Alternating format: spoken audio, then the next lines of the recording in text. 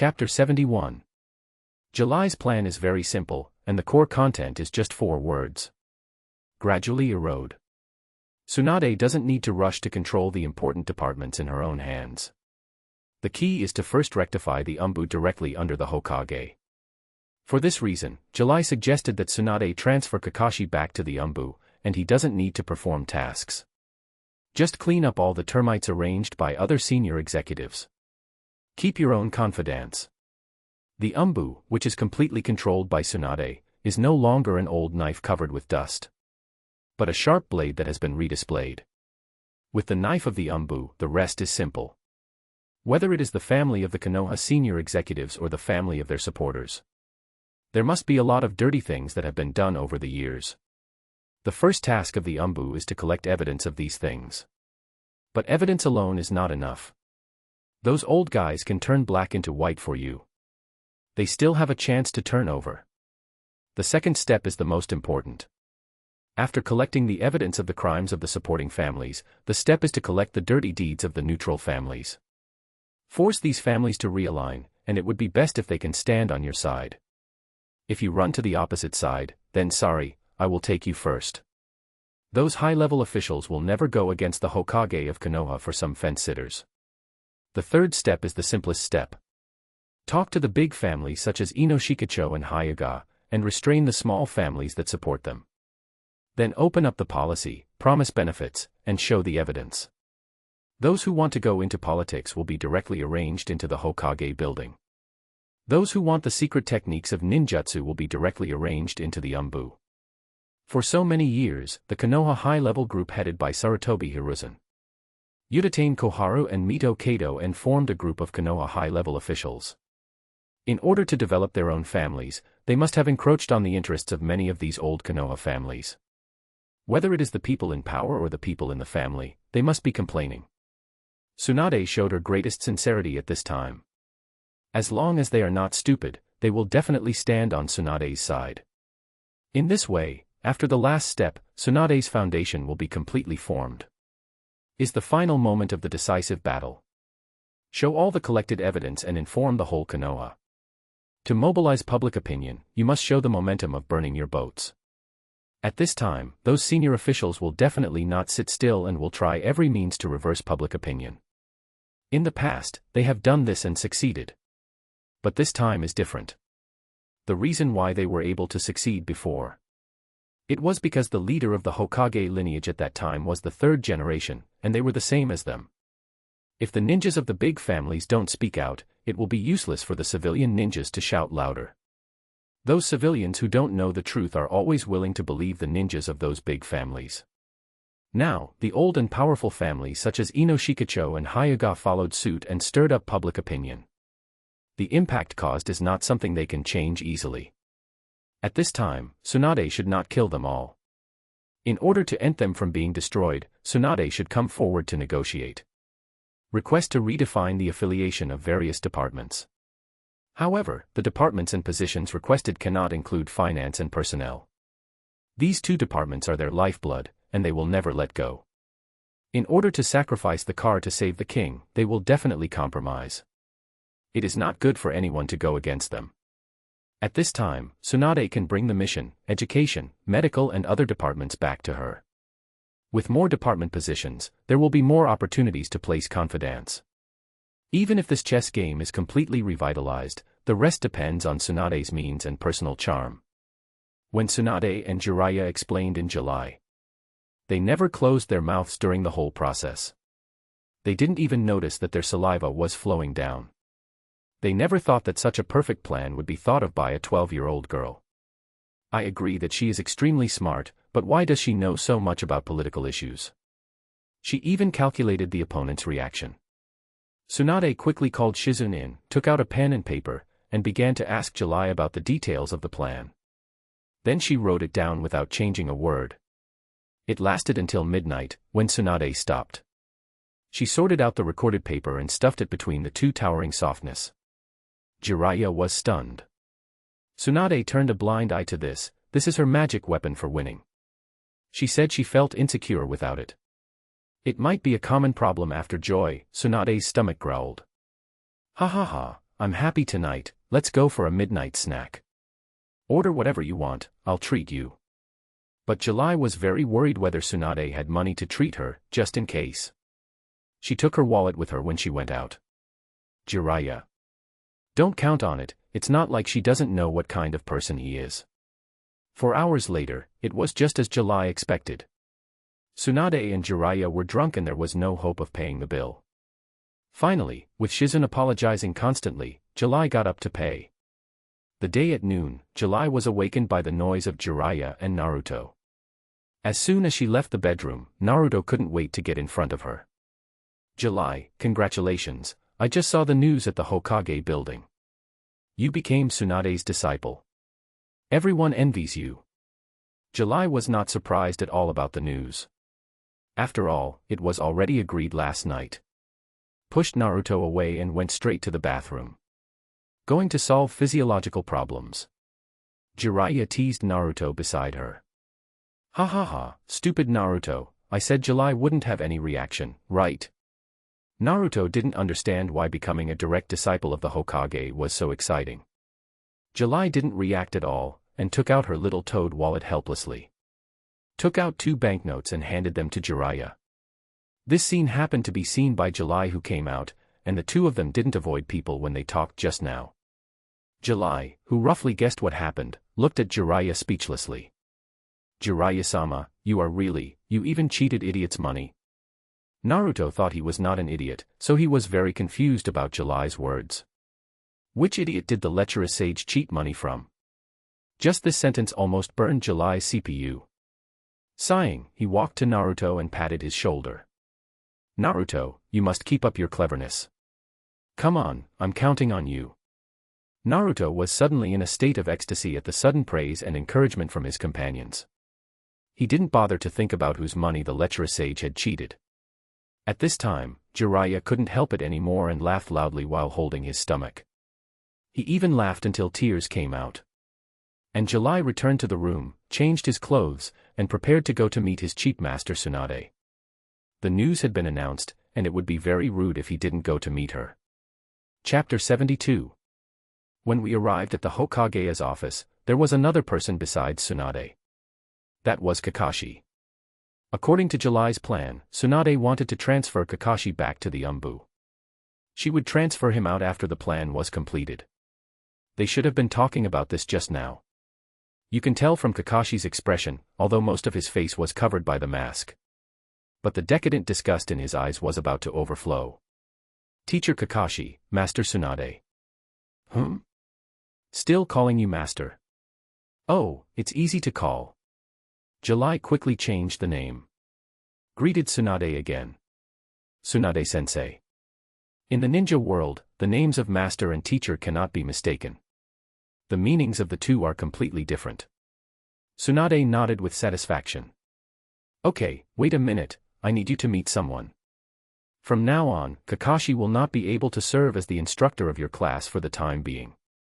I have arranged for another person to lead Kakashi's class. Speaking of the devil appears, and Tsunade has just finished speaking. There was a knock on the door. Tsunade called in. The door opened, and a man with short brown hair and a forehead protector walked in. Hokage-sama. Senior Kakashi. Kakashi looked at the polite man in front of him. After thinking for a long time, he remembered. Oh, reverse tilde, it's you, Tenzo. I almost didn't recognize you. The man called Tenzo smiled bitterly. Senior Kakashi, my name is Yamato now, and Tenzo is a thing of the past. Tsunade interrupted the reminiscence between the two. Okay, let me introduce you. This is Yamato. Nanyue, he will be the guiding jonin of your Team 7 from now on. He will lead you to continue the mission. Yamato, her name is Shinto Nanyue, and she is the genius disciple I just accepted today. I will give you a detailed report on her situation later. Nanyue glanced at Yamato and greeted him politely. Teacher Yamato, please take care of me in the future. Yamato hurriedly returned the greeting, joking. The disciple of the Hokage greeted him. If he didn't behave better, he would be afraid of being bullied by the Hokage. Hello, Nanyue. Take care of each other. Looking at Yamato with a simple face, Nanyue didn't think he was really simple. Those who can be assigned to Team 7 can't be easy. Not to mention himself and Sasuke, just Naruto, the human Jiraiya. Tsunade would not fail to consider this. But last night Jiraiya seemed to have said that he would take Naruto out of the village for training. So Yamato came in just to lead me and Sasuke. It doesn't matter, why think so much? It doesn't matter who leads the team, anyway, I won't stay in Konoha honestly. Just leave Yamato to Sasuke. After dismissing Kakashi and Yamato, only July and Tsunade were left in the office. Okay, there's no one else now. It's time to redeem the reward. I'll give you two choices now, one is to check the seal book as promised. The other is to follow me to learn the S-level forbidden technique Een Seal. Een Seal is. Then Tsunade introduced the benefits and effects of Een Seal to July. To summarize briefly, when learning Een Seal, an invisible mark space will appear on the forehead. Chakra can be accumulated in the mark and stored normally. The mark can finally control chakra to keep the body function in full condition. And it can also delay aging. However, as an S-level forbidden technique, there are definitely disadvantages. Before the diamond mark hidden on the forehead is completely revealed, the chakra in the mark must not be released. Otherwise, all ES efforts will be in vain, and you can only start practicing again. Moreover, Tsunade also said that the function of Een Seal is to instantly burst and replenish a large amount of chakra. Based on this premise, you can release the forbidden medical technique, creation and regeneration, and the 100 healing technique. However, Tsunade did not introduce these two techniques in detail. Now it is too early for July. After listening to Tsunade's introduction, July decisively chose Een Seal. Not to mention other things, just the delay of aging and eternal youth are attractive enough. Which girl doesn't love beauty? Look at Tsunade now. She is over 50 years old and still maintains the appearance and figure of more than 20 years old. Coach, I want to learn this. Tsunade is very satisfied with July's choice of Een Seal. As her apprentice, how can she not learn her unique skills? Took out a scroll from the drawer and threw it to July. Take this and take a look at it first. I will personally guide you when I have time. Be prepared. I am very strict. Chiyue nodded happily and agreed. There was the fatal temptation of eternal youth. Don't say it's strict. I'll risk my life for you. Chiyue couldn't wait to get home, opened the scroll and started reading. It can only be said that it is worthy of being an S-level forbidden technique. There are hundreds or thousands of different techniques recorded in it. These are all applied to the body. It just so happened that I was worried about Kisame before. Now with the Een Seal, it seems that everything has been solved. Learning makes July happy, and 3 days have passed unknowingly. During these 3 days, July worked day and night to study the scroll given by Tsunade, and fell into a bottleneck. There are some places that I can't figure out no matter how hard I think about it, and I want to ask Tsunade. But now Tsunade is busy carrying out the cannibalization plan, so it's not easy for me to disturb her. Helplessly, July, who hadn't gone out for 3 days, packed up and prepared to go out to relax. Sometimes, I am always nervous and don't know how to solve it. It didn't help to solve the problem. Wandering around, I unknowingly arrived at the gate of Konoha. It was late at night, and I didn't see a single pedestrian on the way here. Just when July was about to go back to buy some midnight snacks, a figure attracted her attention. Looking closely, it seemed to be Sasuke. He was walking towards the gate step by step. July was puzzled. Why was Sasuke going out of the village in the middle of the night without sleeping? Is there a mission? But why don't I know? I'm not a member of Team 7 anymore. But Sasuke's move scared July a little. The red color of the Sharingan was very conspicuous in the night. Sasuke knocked down the 2 great gate gods of Konoha in a few moves. Then he went straight out of the village. July had realized that something was wrong. Hurry up and follow him. In a few minutes, July stopped Sasuke in the forest. Hey, you're not going to do the same thing as your brother, are you? Defection. Can you Uchiha clan be a little more creative? Sasuke didn't say anything, but 4 figures appeared beside him. Chiyue felt that they looked familiar and recalled them carefully. Oh, yes, I remember. Aren't these the 4 people who set up the barrier on the roof of the venue that day? It seems that Orochimaru is making trouble again. It's only been quiet for a few days, but he can't help but make trouble again. Sasuke, this fool, really believes that. Chapter 73. Whether Sasuke is stupid or smart. July understands Sasuke a little. What can be wrong with a little tsundere who is only interested in becoming stronger? If he must be wrong, it is his brother's fault. You are so good at dying, you have wiped out the clan. Why leave a trouble? Don't you know the principle of cutting the grass at its roots? Is a 13-year-old captain of the Umbu amazing? But to be honest, a 13-year-old captain of the Umbu is indeed amazing. At least July is 12 years old now, and she still can't sit on the position of the captain of the Umbu safely. Ordinary Umbu, if she tries hard, she should be able to do it. But in that turbulent era, she has experienced the baptism of battlefields and life and death. It's not outrageous that he has become so strong at such a young age. With Sasuke's qualifications, if he was born in Itachi's era. Not to mention being on par with Itachi, at least he would have started as a special jonin. Everyone has their own fate. Naruto can become stronger at the cost of his life. Although July does not have a grandfather and a system with him, he has the memory of his Ius life. The only one who can barely be considered half-cheated is Sasuke. He has a blood limit ranked in the top 3 in the ninja world. This is an advantage and a burden for Sasuke. It is undeniable that the Sharingan is strong. Kakashi is not a member of the Uchiha clan, and he only has one Sharingan. But he has made a great name in the ninja world. Sasuke can learn from Kakashi, slowly develop the ability of the Sharingan, and then become very strong. But he is arrogant and can't wait. He seems to have never known what it means that there are people beyond people and there are heavens beyond heavens. Since he was a child, Sasuke has been held high in the clouds. The words genius and the strongest have always lingered in his ears. Surrounded by praise, Sasuke gradually began to become unruly. He always subconsciously compares himself with Itachi. And he feels mysteriously confident that he can kill Itachi. From this point, July feels that he is really similar to Orochimaru. Both have mysterious self-confidence that is incomprehensible. However, each village has its own rules. Today's Konoha is indeed no longer suitable for Sasuke, who wants to become stronger rapidly. Only the chaotic and disorderly environment outside can.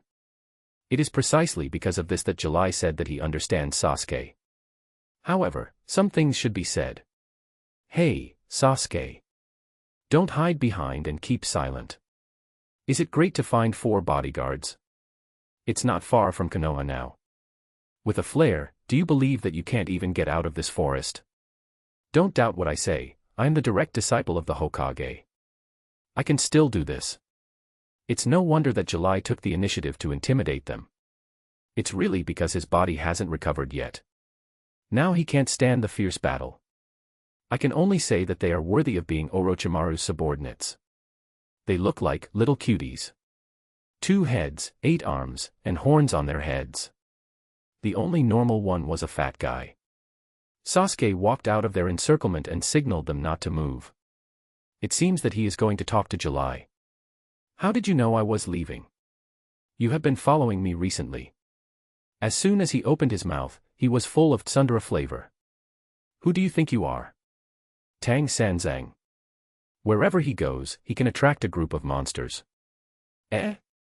No, it's really a bit like him. There are 4 monsters around him, and there is also the big monster Orochimaru waiting behind him. I'm tired and have nothing to do with following you. Do you think everyone is like you, and you think I am the strongest every day? Is it just Uchiha Itachi, but so on? I'm very busy and have no interest in you. It's just a surprise that I found you. Although July has been running around recently.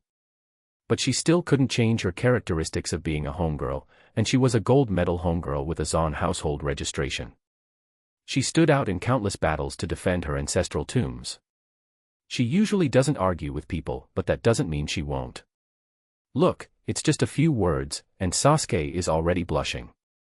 Humph, what can you understand as an orphan? I'm destined to be an avenger.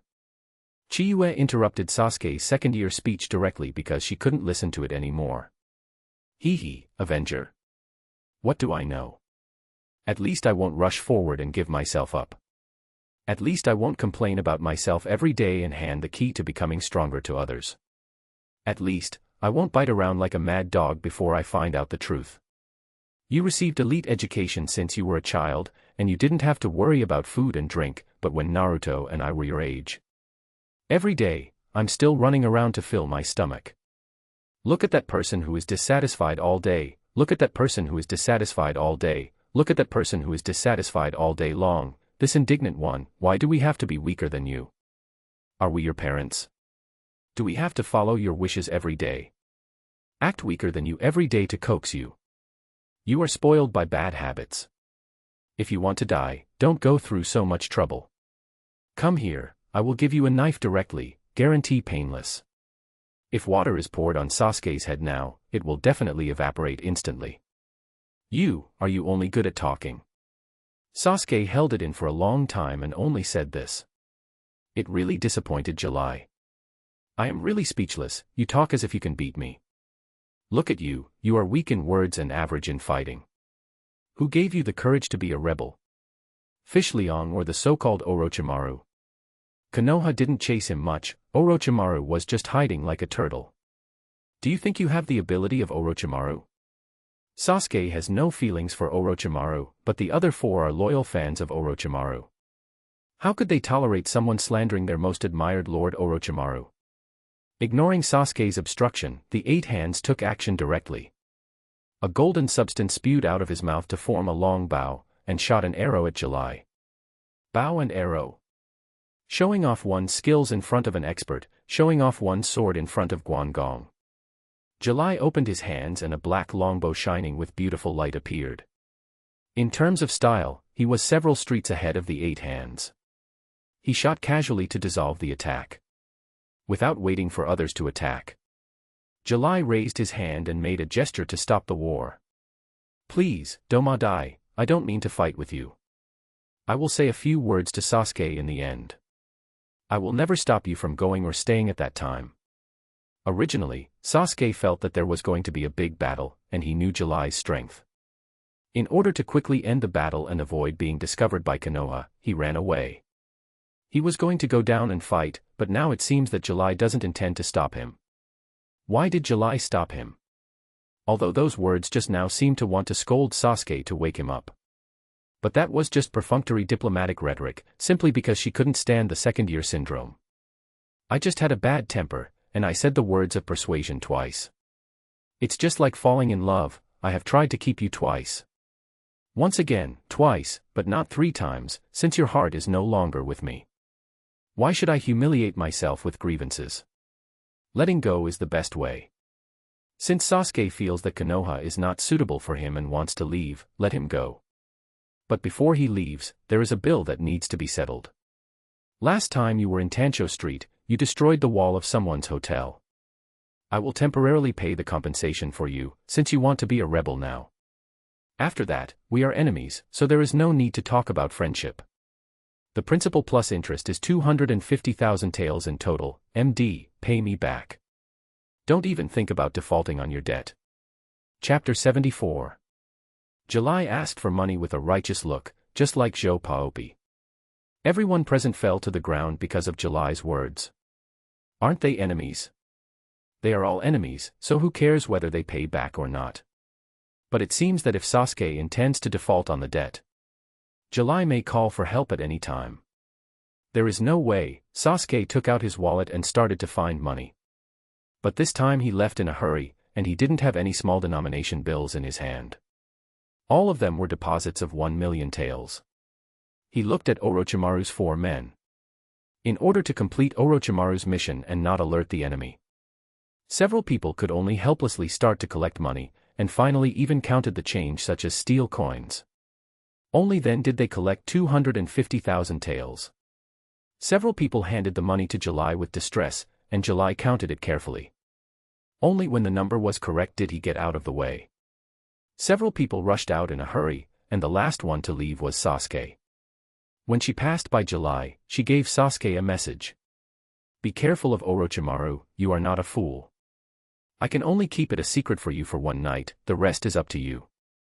If one day you want to know the truth, come back to Konoha to find me. I believe that by then I will already know everything that happened. Sasuke turned around in surprise and wanted to ask something, but July did not give him a chance. After saying the last sentence, he flew away directly in Flying Thunder God.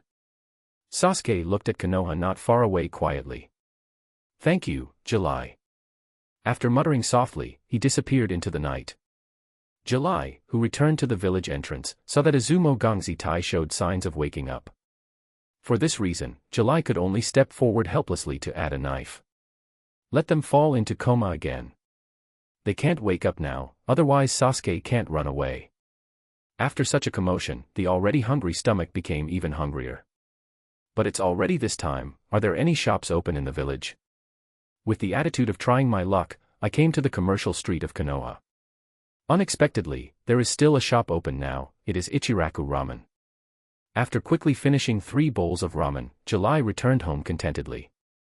Have a good sleep, after all, tomorrow will be busy. Sure enough, the day, July, who hadn't gotten up yet, was dragged to the Hokage's office by Tsunade. In the office, Shikamaru was already waiting here. But the vest on his body attracted July's attention. Oh, Shikamaru, you are awesome. Is he a chunin? Shikamaru scratched his head and motioned July to be quiet. Because he had just received news that Sasuke had defected. The Hokage should issue a fugitive arrest order. As Shikamaru expected, Tsunade started issuing orders as soon as she sat down. Let Shikamaru gather people to chase Sasuke back. However, this is limited to the class participating in the Chunin exam this year, and the Umbu can't spare any manpower for the time being. In Tsunade's opinion, Sasuke is just a little genin.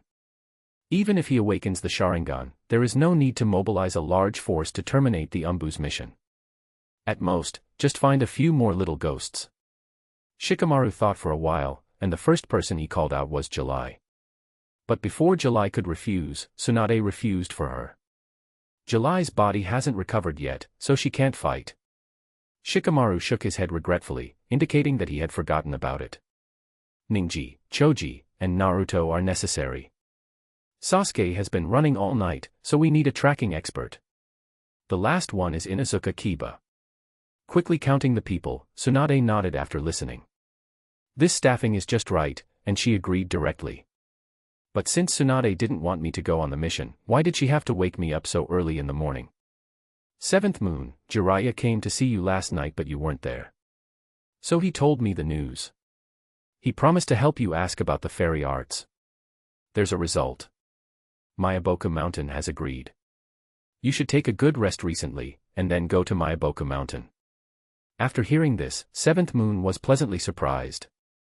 Finally, another worry was removed.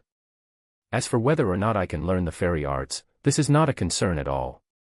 But it's still not right. I can just tell this news at home. Why do I have to tell it in the office? As if she could see 7th moon's doubts, Tsunade knocked on the table. The door of the office was opened, and Maki walked in with Gaara, Temari, and the others. They said they wanted to see you. I see. What the hell, why did they want to see me? At this time, the leader, Maki, spoke. Hokage-sama, for the damage caused to Konoha this time, our Sand Ninja Association, we were also deceived by Orochimaru. The village's negotiation team is on the way. I heard that Shinto Chiyue was fortunate enough to be accepted as your personal disciple. We, the Sand Ninja, have an unwelcome request. At this time, not only Chiyue was confused, but Tsunade was also confused. They could understand that he put his attitude so low right from the start. As for the defeated party, if he had a better attitude during the negotiation, he could try to pay less. But what kind of operation is it to mention the identity of a personal disciple? Gaara still had an icy face, but Temari covered her mouth and laughed secretly. It gave Chiyue a bad premonition, which soon came true. The village sent a message before, in order to further consolidate the cooperation between Konoha and Sand Ninja. To achieve a more solid alliance, we want Gaara to marry Miss Chiyue. You see, Gaara is the son of the 4th Kazekage and is fully worthy of the status of Miss July. Besides, the two are about the same age, and both are rare geniuses in the village. After the marriage, Konoha and Sand Ninja will be one family. For this, we will also divide 3 cities adjacent to the border as a gift. After Maki finished speaking, he looked at Tsunade with an expectant look. But before Tsunade responded, July would definitely be the first to disagree. Hey, if you want to negotiate, negotiate properly. Don't take advantage of others openly under the guise of marriage. Do you think you can escape guilt and avoid compensation this way? However, Maki did not take July's words to heart. The decision-making power of such matters still lies in Tsunade's hands. According to their understanding, July is an orphan. As Tsunade's direct disciple, Tsunade has the right to decide on such matters. As long as Tsunade agrees, then the following matters will be a matter of course. They have shown their utmost sincerity, and believe that Tsunade will not refuse. July saw that Tsunade was really thinking seriously, and she couldn't help but get anxious. Oh my god, is Tsunade really going to sell herself out? Sasuke's defection has not been resolved yet, and she is going to follow in Sasuke's footsteps. But Tsunade's words finally let her heart go. I'm sorry, although she is my disciple. But I still won't interfere in such a lifelong event. I have seen the sincerity of the Sand Village, for the future of our 2 villages. I will reduce the compensation appropriately. In fact, Tsunade pretended to think seriously just to tease her little apprentice. How could she really give this big treasure away? Maki smiled bitterly with great regret. Seventh Moon didn't care about other things, and quickly said hello to Tsunade and ran away. This matter has come to an end, and now the only thing left is Sasuke's defection. For this pursuit, Seventh Moon thinks that Sasuke's success rate of escape may be higher. The 4 subordinates of Orochimaru are not easy to deal with. Whether Naruto and the others can beat them is another matter. Besides, he doesn't believe that Orochimaru will put all the treasures on the 4 of them without any backup. The day the news came back that Sasuke had escaped successfully. In the pursuit team, Choji and Neji were in critical condition, and Naruto and Kiba were seriously injured. Shikamaru was lucky and was saved by Temari, who arrived in time. If Tsunade hadn't sent Gaara, Lee and others to support him, the whole team would have been basically wiped out. After hearing the news, July bought a bunch of flowers to visit Naruto in the hospital. When he saw Naruto again, his eyes had lost their Eos light. The whole person looked very dull. July walked to the head of the bed, arranged the flowers and slowly put them in the vase. That Orochimaru obviously wanted to occupy Sasuke's body. Why did Sasuke still go to find him after knowing it? I don't want him to die, damn it, I've worked so hard to become stronger. In the end, I couldn't even save my friends. Naruto's slightly painful voice sounded in July's ears. However, July was still fiddling with the flowers and did not pay attention to Naruto immediately. Chapter 75. July spent nearly a minute arranging a simple bunch of flowers. Then he sat beside her and peeled an apple. Naruto, do you understand Sasuke? Do you know Sasuke's pain? July did not rush to answer Naruto's confusion. Instead, he asked 2 questions first. Naruto's brain is too simple and too jumpy. You see that he is in a low mood now. If you try to reason with him, he can twist your meaning into his own understanding in a blink of an eye. And believe it from the bottom of his heart. But your understanding was wrong from the beginning. What's the point of believing? Sasuke's experience is something you and I can never empathize with. There are countless choices in a person's life, even if this choice seems wrong to you and me. That was also decided by Sasuke with his own will. We can't make choices for Sasuke, just like you can't make choices for me. On this road of life, some people choose to walk together, and some choose to go alone. You chose to walk together, you can't say that people who choose other ways are wrong. Otherwise, what's the difference between you and Orochimaru who bewitched Sasuke? For people with the personality of the Virgin Mary, you can't just throw out answers and let them choose. Even more, you can't ask questions and let them think for themselves. The best way is to set a goal that he hates very much. Then give him the answer and let him choose, so that he will automatically choose the right answer. It's a very simple method, but it's also surprisingly effective. Sure enough, when Naruto heard the name of Orochimaru, his low mood suddenly became high. Impossible, how can I be the same as Orochimaru? July, I understand what you mean. In fact, this is similar to the principle of ninjutsu. I can't decide the ninjutsu for Sasuke. But I can't watch him die. I must bring Sasuke back to Konoha, and no one can stop me. Because this is a lifelong promise between Sakura and me, and it is also my own choice. Doing what I say is my ninjutsu. After listening to Naruto's passionate speech, July breathed a sigh of relief. This is the best result, isn't it? However, with your current strength, you want to get Sasuke back. I'm afraid it's a bit wishful thinking. No matter how bad Orochimaru is, his teaching ability is still very outstanding. The two looked out the window together, and Jiraiya was squatting by the window at this time. It was him who spoke just now. Lecherous sage. What do you mean by that? Jiraiya jumped in, leaned against the bed, and took a banana to eat. Based on the information you brought back, I sorted it out. Orochimaru has developed a ninjutsu that can achieve immortality by replacing the body. That's the purpose of his abduction of Sasuke. He has his eyes on Uchiha's bloodline limit. But because his hands were sealed by the old man before, he didn't understand the principle, so he wanted to restore his hands by replacing the body. The result is definitely a failure, which is also the point I want to talk about. This technique has a disadvantage. After replacing the body, you can't change the body again for at least 3 years. So, Naruto, Sasuke is safe for at least 3 years. Hearing this news, Naruto jumped up from the bed excitedly. He didn't care about his injuries at all, but Jiraiya poured a basin of cold water on him right after. You are too happy too early, Naruto. At your age, the 3 years are a period of rapid growth for you. Just think about it, Sasuke's talent plus Orochimaru's teaching.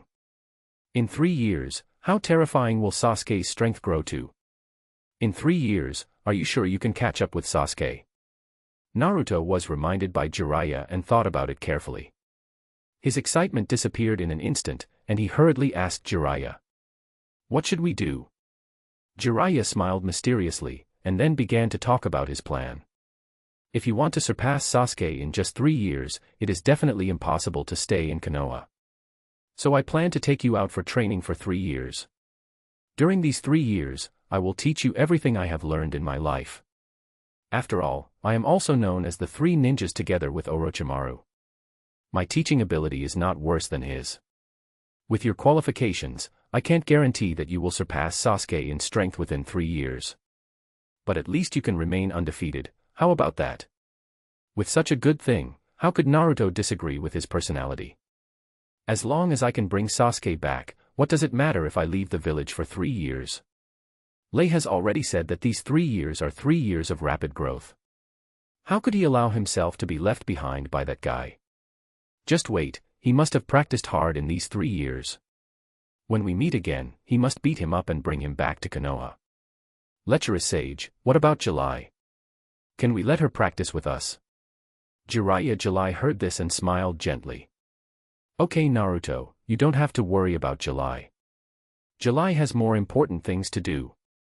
You'd better take care of yourself and don't take it lightly. It's hard to say whether you can beat July in 3 years.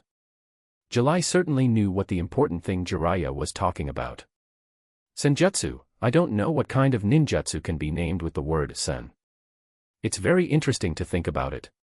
Life is always full of surprises. Who would have thought that Kakashi's class, which was still normal a few days ago, in the blink of an eye, they fell apart and each embarked on their own path. According to the plan, Jiraiya took Naruto out of the village for a 3-year training. July was also summoned to Myoboku Mountain under the witness of Tsunade and Jiraiya, to practice fairy arts. As soon as she arrived at Myoboku Mountain, July was confused by the air around her. In fact, this situation is easy to explain. July was drunk with oxygen. After adapting for a long time, July finally got rid of the sequelae of oxygen intoxication. She began to look at the surrounding environment, and it can only be said that it is worthy of being a fairyland. The dense jungle vegetation around makes people feel relaxed and happy at a glance. The trees and other plants are more than several times larger than those in the outside world. For a time, July thought that she had traveled back to the Carboniferous period of her Eos life. Soon, a toad wearing a cloak jumped over from a distance and attracted her attention. It was not because of anything else, but because this toad actually permed his hair and put on makeup. What a toad that is at the forefront of fashion. After a while, the toad jumped in front of Chiyue. You are little Chiyue, right? The big toad fairy is waiting, come with me. After saying that, without waiting for Chiyue to react, he jumped in front to lead the way. Chiyue suppressed the doubts in her heart and followed the toad to a huge cave. The layout of the cave is no different from that of an ordinary human room, clean and tidy. In the center of the hall, there sat a giant toad about the same size as Wenta. And the fairy Fukasaku, whom she knew, squatted honestly to the big toad. The perm toad who completed the task of leading the way jumped to Fukasaku, mumbling something in his mouth. July, I brought you here this time because the immortal has an important prophecy for you. After you listen, I will take you to practice. Master Immortal, July is here. The big toad immortal, who had just closed his eyes and slumped in his seat, opened his eyes. An old voice slowly sounded. Little girl, your past and future are very vague to me. But I vaguely saw a few fragments of the picture, and a huge portal appeared in the air. You can see the prosperous starry sky inside, and another one is that you are talking to you. When the big toad immortal said the last two words, his voice was very small and vague. Even the immortal Fukasaku, who was under his feet, closed his eyes again without hearing clearly. You what? Hey, don't say half of the words, Riddler, Nishin. But before July could go berserk, the permed-headed toad who led the way went berserk first. The old man is really confused. He only says half of what he says every time. Or he falls asleep while talking. It's a pity that we are always on guard. Senjin Fukasaku quickly stopped the permed-headed toad from complaining. Okay, mother of the child, there are outsiders here. Little Chiyue. Let me introduce you. This is my wife. You can call her Shima Senjin. As for the prophecy just now, it is a unique ability of the old man. It is very accurate. It's just that every prophecy consumes a lot of energy. So sometimes it is a complete prophecy, and sometimes you can only see sporadic pictures. The old man has existed for too long, and can only maintain his long life by hibernation. Okay, no more words, I have learned about your situation from Jiraiya. Senjutsu is indeed the only solution. Let's go out first and don't disturb the immortal. When the few people walked out of the cave, Senjin Fukasaku took her to the edge of a strange pond. Why is it strange? Because the pond is surrounded by there were a huge number of toad stone statues densely placed. Each stone statue had different postures. Some even stretched out their hands in fear. As if they were trying to grab something, as creepy as they could be. Not long after, Shinzue explained to Chiyue the origin of these stone statues. Then he began to formally teach Chiyue to learn fairy arts. Chapter 76. There is a passage mentioned in Zhuangzi, Ji Bei Yu. Life is like a white horse passing through a crack in the sky, it's just a flash. 3 years passed in a flash. July felt that the 10 years in her ES life and the 12 years in this world added together were not as busy as these 3 years. In the first year, July relied on her super high comprehension to quickly master the fairy art in just 3 days. Completely solved the hidden danger left by Orochimaru. Returned to Konoha, and studied with Tsunade for a few months. After draining all the Een Seal and Tsunade's unique skills, July, who couldn't rest, asked Tsunade for permission again and traveled alone in the ninja world. This was not a hasty decision she made, but the result of a long-term careful consideration. Just like her thoughts when she understood Sasuke before. Konoha has its own rules, and July wants to experience more battles. Even a life-and-death battle is impossible in Konoha. Only the chaotic world outside can give July more battles. And more inspiration for skill development. The ninja world is so big that nothing is strange. Konoha is the strongest of the 5 ninja villages, but it is only in a remote corner. In this way, Tsunade approved July's request. Now, through the slug, July received the news that Jiraiya and Naruto will return to the village soon. Tsunade asked her to finish her training and come back quickly. Looking at the sad sunset in the distance, July pulled out the tang sword stuck in the corpse. With a light flick, the blood slid along the sharp blade without leaving any trace. After putting the sword back into the sheath, July snapped his fingers. Then he walked towards the distance with his slender legs in the afterglow of the sunset. When the camera pulled back, hundreds of corpses were piled up like a hill in the huge village. Each corpse had a more or less terrified expression on his face. All of them told the horror of the EOS experience. At this time, accompanied by a crisp snap of fingers, a huge ball of fire appeared out of thin air. The corpse mountain was ignited, and the black smoke produced by the burning. It could be clearly seen from several kilometers away. 3 days later, at the entrance of Konoha village. The guards at the door have not changed for thousands of years, and they are still Shinue Izumo and Gang Zidi. They are meticulously checking the documents of people entering the village. However, not far away, a figure with blonde hair did not accept their inspection. He walked in carelessly. However, this did not cause dissatisfaction among the people around. Because the forehead protector on the figure's forehead has already explained everything. It should be him. I didn't expect that the change is so big. If it weren't for the iconic hair and beard, I really wouldn't recognize it. Izumo smiled and said to Gang Zidi beside him while checking the documents. But after waiting for a long time, there was no response from his companions. Turning his eyes to Gang Zidi, he saw that he was staring blankly at the direction of the village. "Hey, what are you looking at? Why are you so stunned?" Gang Zidi, who was called back to his senses, blushed and became awkward. "Izumo, I might be in love." This inexplicable sentence made Izumo even more confused. However, no matter how Izumo asked, Gang Zidi always had that expression of spring in his heart.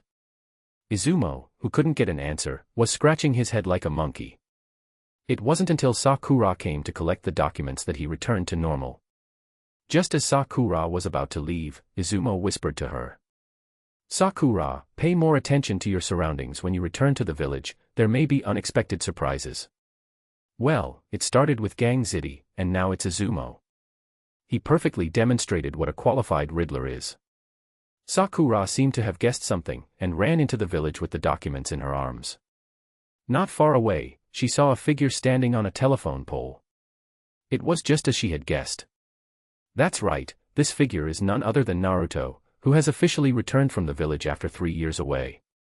Naruto stood on the pole with his hands open to hug. The atmosphere of the village is indeed more reassuring. And below, in addition to Sakura who had already rushed over, there were 3 thin figures. Look carefully, isn't it the Konohamaru trio? Brother Naruto, you are finally back.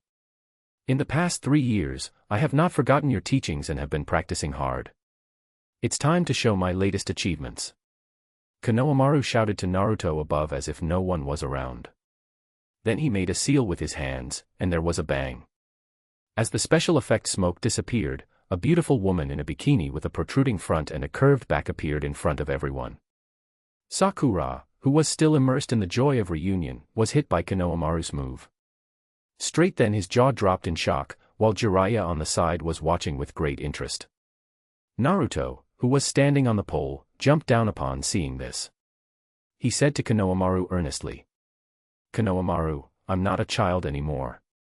Don't play this childish ninjutsu anymore."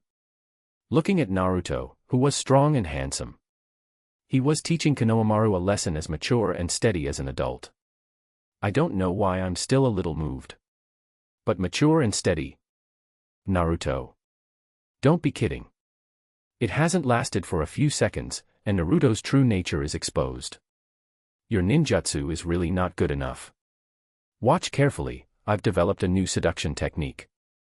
But before Naruto could perform it, Sakura's steel fist arrived.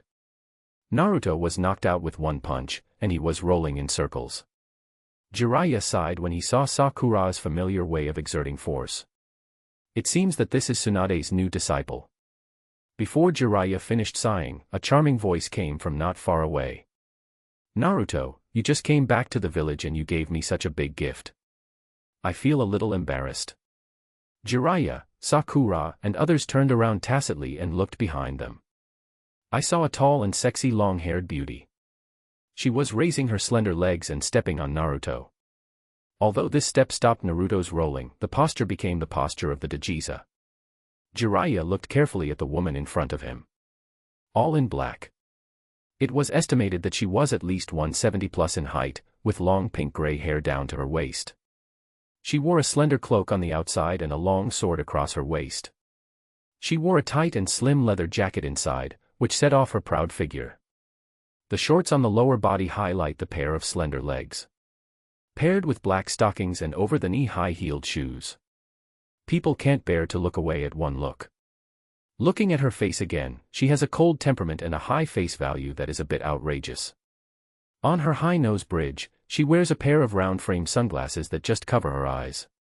Bright red lips and gorgeous earrings. Even Sakura, who is also a woman, blushed unconsciously.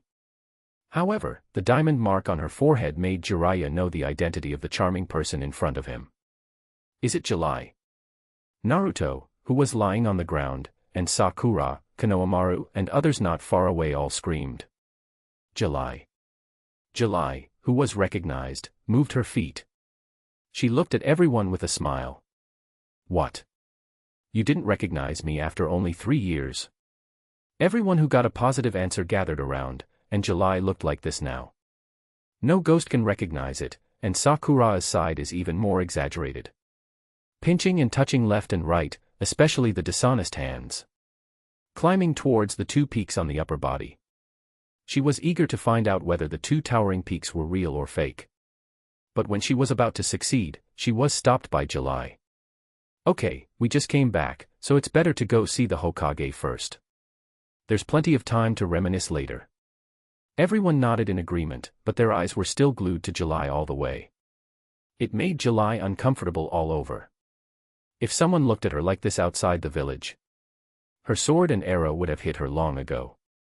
It had only been a short time since July returned to the village, and basically all the friends of the same period had seen her.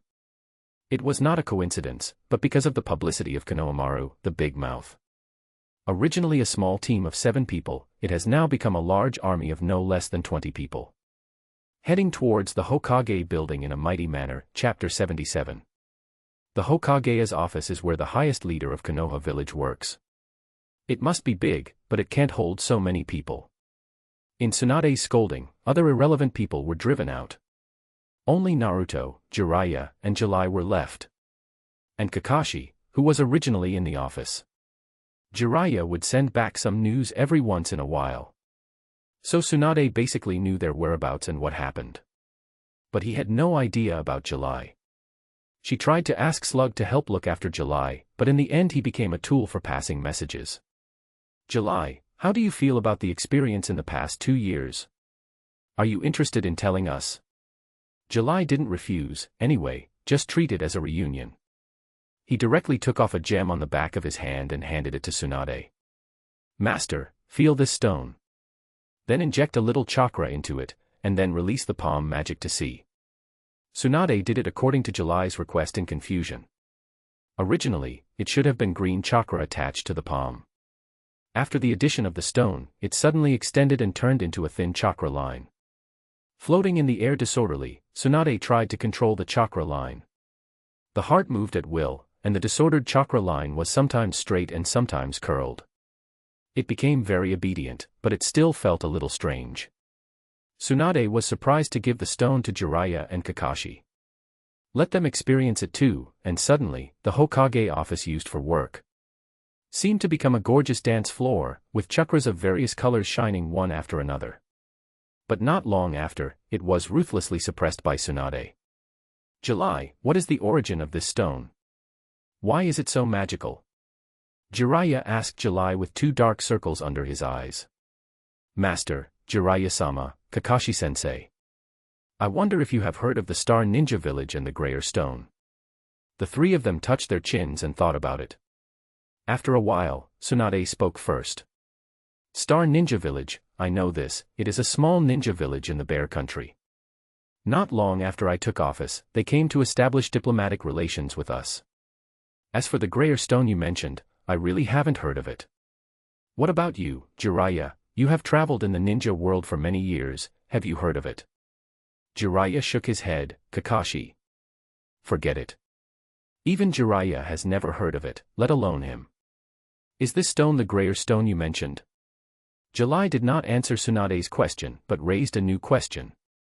Master Jiraiya, my master, and teacher Kakashi have never practiced fairy arts, so they can't sense it. Didn't you feel anything strange when you used it just now? Hearing July's words, Tsunade recalled the strangeness she felt just now. At the same time, she looked at Jiraiya.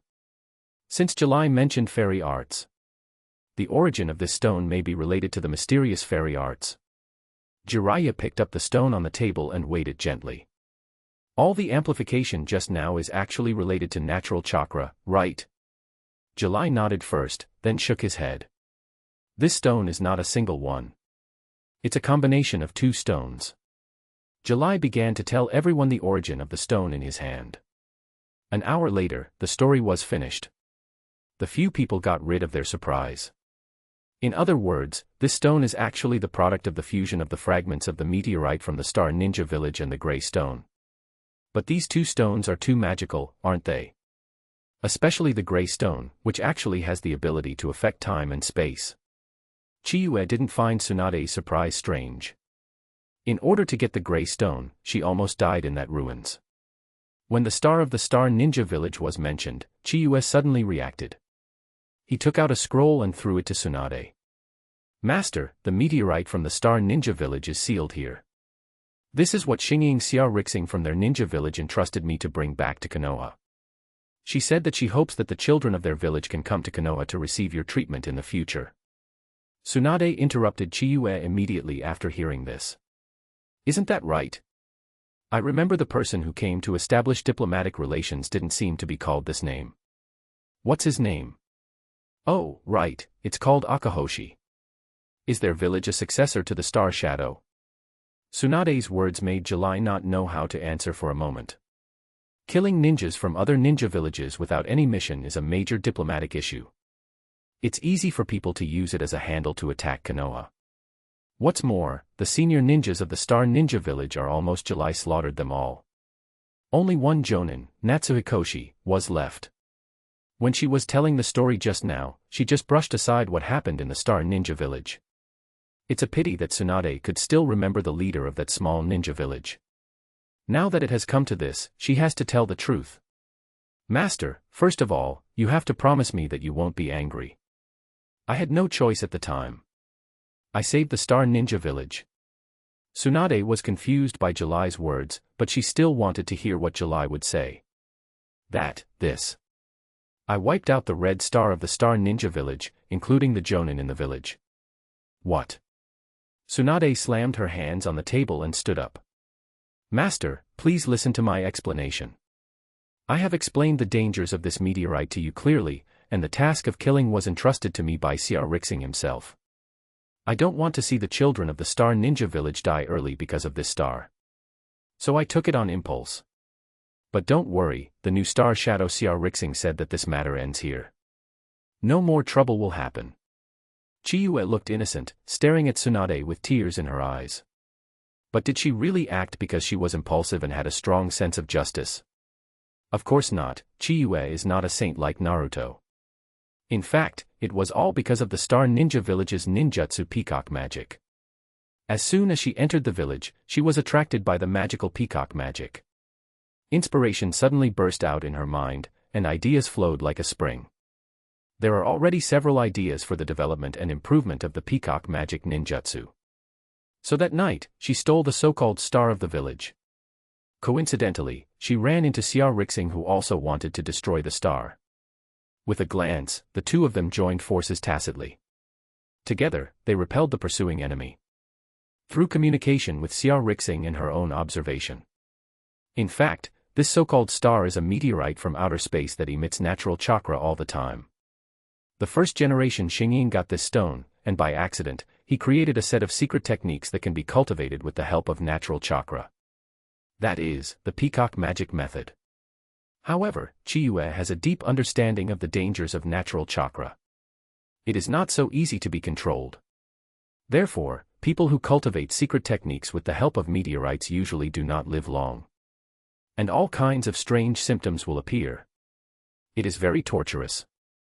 Xiaorixing wanted to destroy the star to protect her children and the future of the entire village.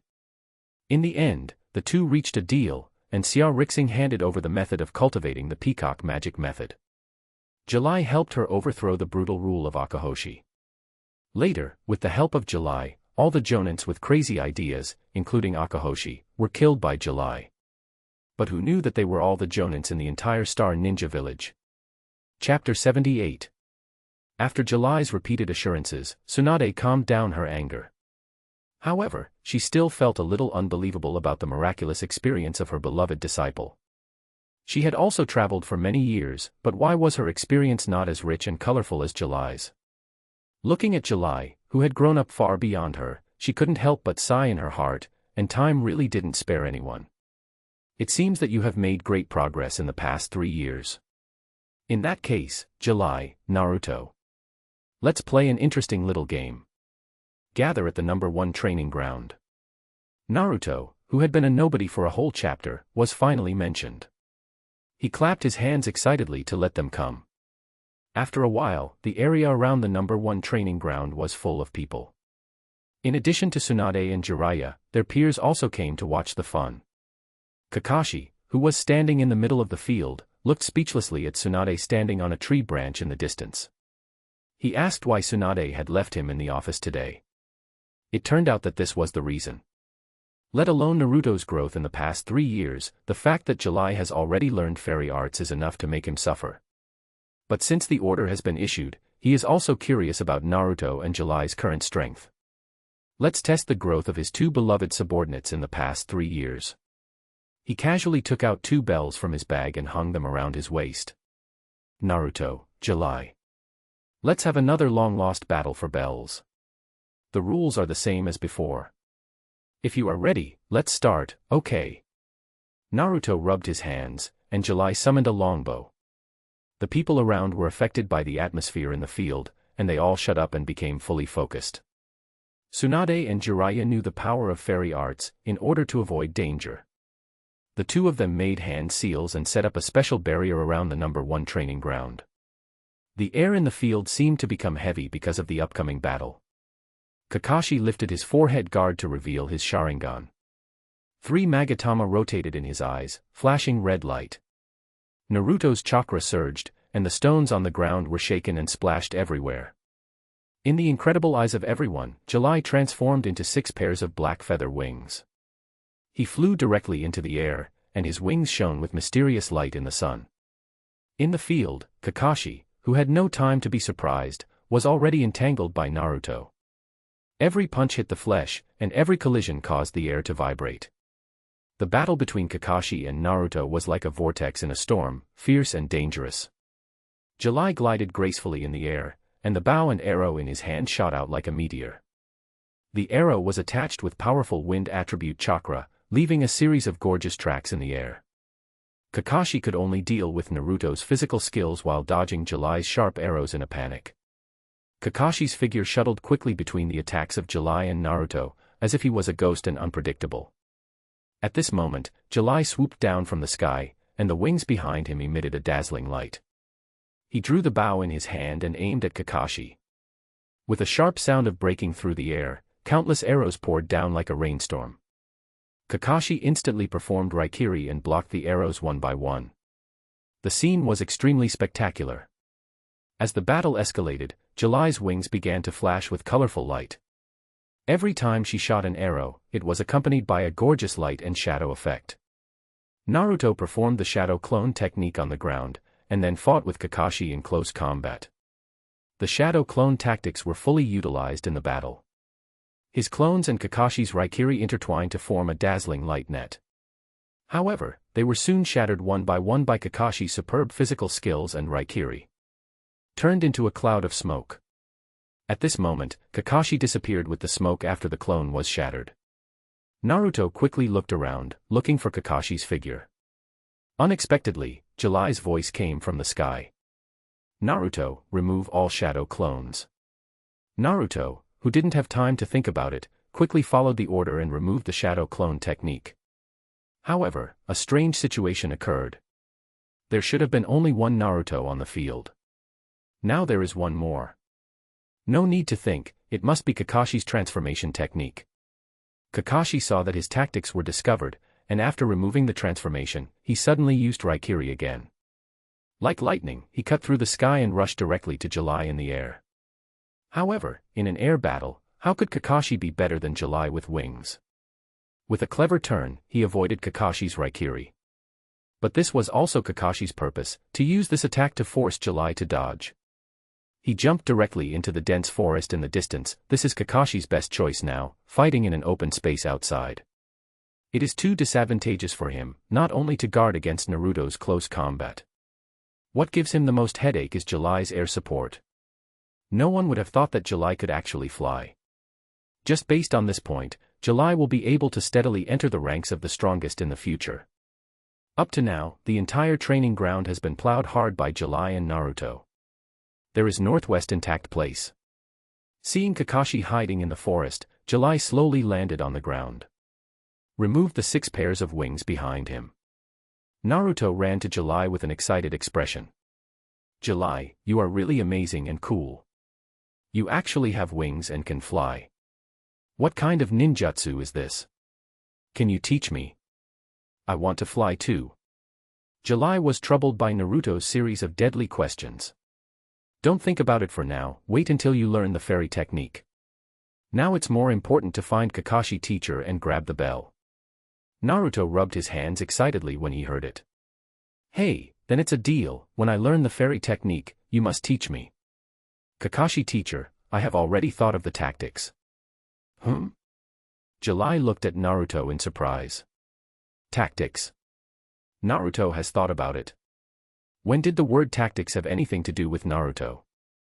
Naruto saw July looking at him in surprise, and pouted his lips to express dissatisfaction. July. I have been studying and practicing hard for the past 3 years. Don't treat me as the person I was 3 years ago. Let's do this, and then that. Naruto leaned over July's ear and whispered his plan. After hearing this, July said directly that this is definitely not the Naruto I know. He is possessed, or a colleague has traveled through Naruto's body. However, despite the complaints, Naruto's tactical plan is still good and very feasible. It can even be said that the success rate is close to 100%. July slowly took off the windbreaker she was wearing and threw it aside, revealing her smooth back. The seductive outfit plus the almost perfect figure. Jiraiya, who was not far away, drooled. Both men and women who were watching from a distance also looked at July with blushing faces. After Tsunade punched Jiraiya away, she also looked at her apprentice silently. She sighed in her heart, what a charming fairy. In the field, the 2 people who were ready jumped into the forest without hesitation. Tsunade and others followed, not wanting to miss any scenes of this battle. July drew out the Tang sword and cleared the way in front of him. Naruto followed closely behind, constantly searching for Kakashi's figure. However, Kakashi did not want to hide and attack, as he knew some of July's tricks. Knowing that hiding was useless, he just stood there and waited. However, his mind was partially attracted by the intimate paradise that Jiraiya had just given him in the ninja bag. It seemed that he could not read books while fighting like before. Not long after, July and the other person came to Kakashi. Kakashi's face turned red because of July's outfit, and he didn't know where to look. July gently made a knife flower and looked at Kakashi with a smile. Teacher Kakashi, just now it was just a warm-up, and the step is the real battle. Are you ready? Teacher Kakashi. July's charming sister voice also has a strong killing power for Kakashi. Seeing Kakashi's embarrassment, Naruto secretly released a clone and went around behind Kakashi. Suddenly he jumped up and made a tiger seal with both hands. How can a ninja expose his back so easily? Konoha's secret teachings, the secret of physical skills. 1,000 years of death. As if to avenge the Ius hatred, Naruto's clone had a ferocious expression. He used all his strength to stab Kakashi. And in front, July and Naruto's original body also launched an attack. In the face of social death and injury, Kakashi decisively chose to be injured. Ignoring the joint attack of July and Naruto in front, he tried his best to avoid the 1,000 years of death behind him. The 1,000 years of death was avoided, and the attack in front also arrived. Kakashi could only be forced to twist his body in midair to resist the attack. But July would never do as he wished, and the Tang sword swept away the kunai in Kakashi's hand. Then he made a seal with his other hand. Ninjutsu. Kakashi was using the Sharingan to guard against July's ninjutsu. But he didn't wait for July's follow-up. But Naruto showed up, and shouted. Intimate Paradise, the latest ending. Kakashi cried out that he was in trouble and quickly blocked his ears. But even if he blocked his ears, the characteristics of the Sharingan were activated. Kakashi could still know what Naruto said, and Kakashi had Northwest choice but to close his eyes. He gathered the lightning attribute Chakra all over his body to end the two from stealing the bells. But July, who also had lightning attribute Chakra, was not afraid. He reached out and took out the two bells without any surprise. The crisp sound of the bells rang, and Kakashi, who already knew the result, slowly opened his eyes. Naruto and July each held a bell in their hands and shook it gently. Looking at Kakashi with a smile. Teacher Kakashi, we won. Chapter 79.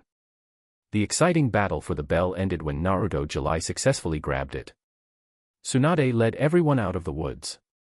She led the applause as she walked. Good, very good. You are able to take advantage of Kakashi. July, you have really grown up. Sakura, Shikamaru, and others also came to offer their blessings.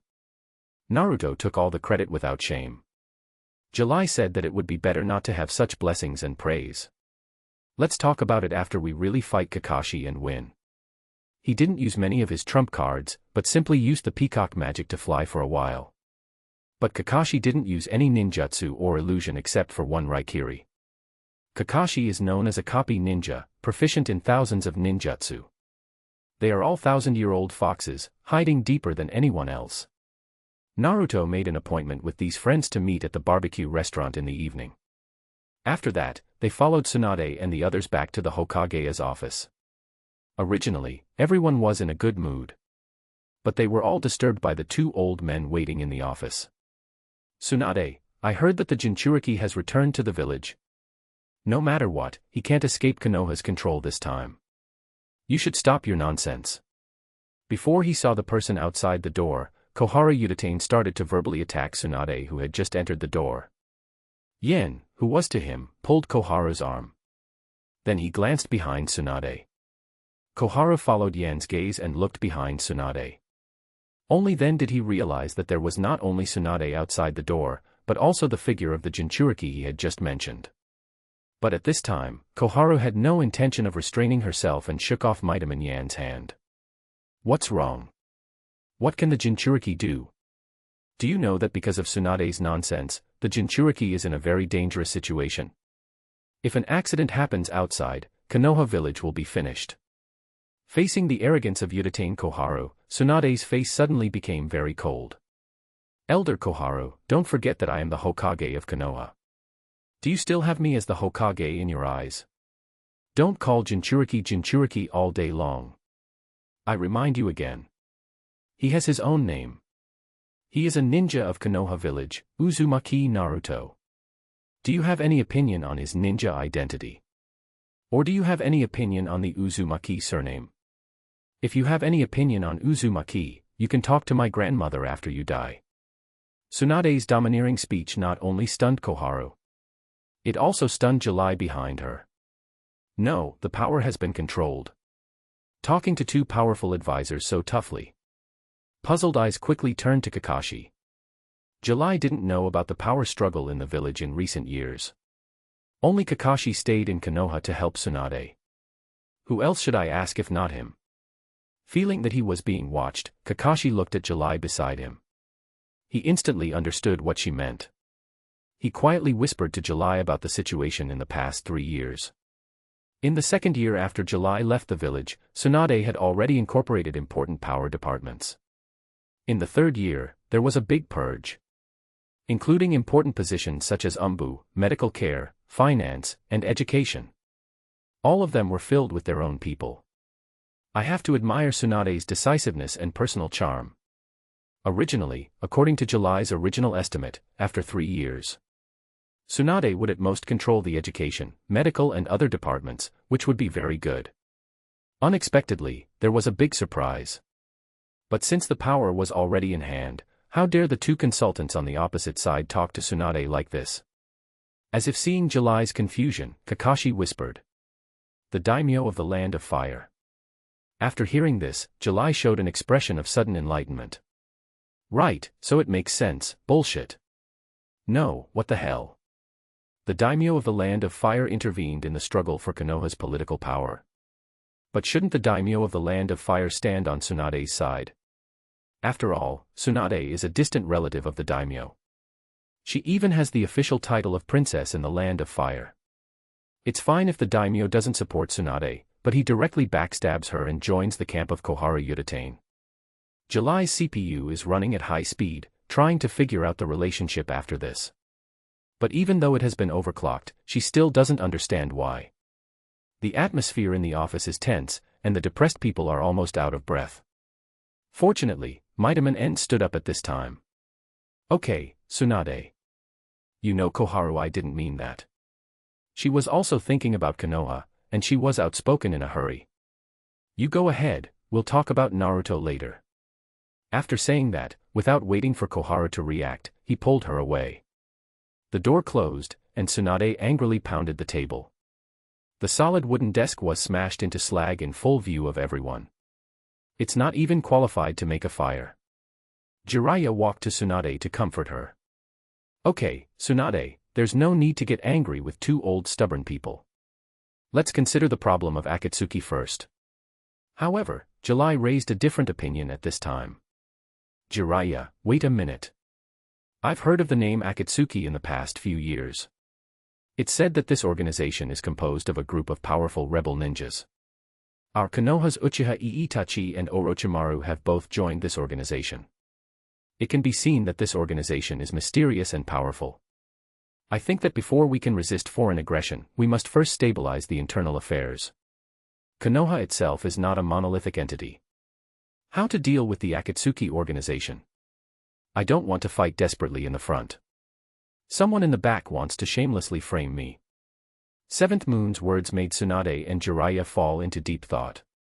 Taking this opportunity, she asked Kakashi in detail about the daimyo of the Land of Fire. But even Kakashi didn't know what happened.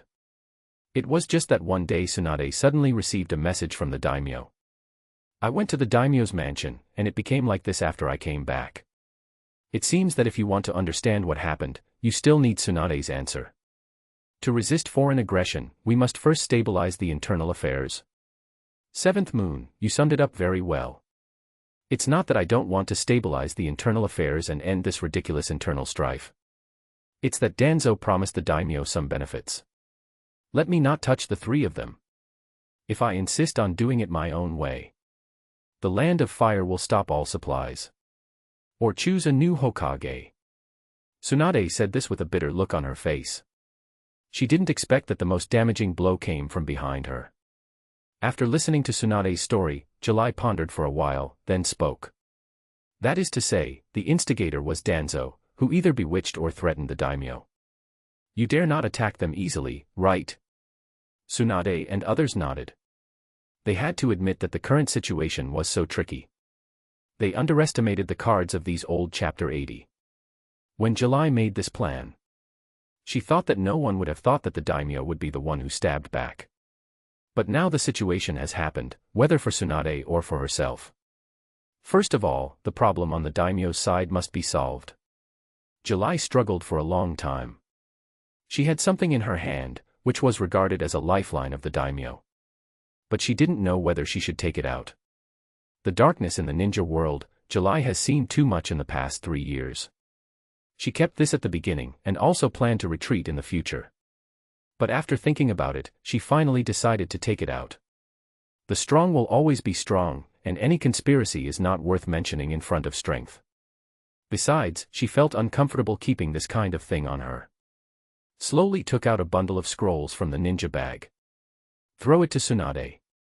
Master, this thing may be able to help you.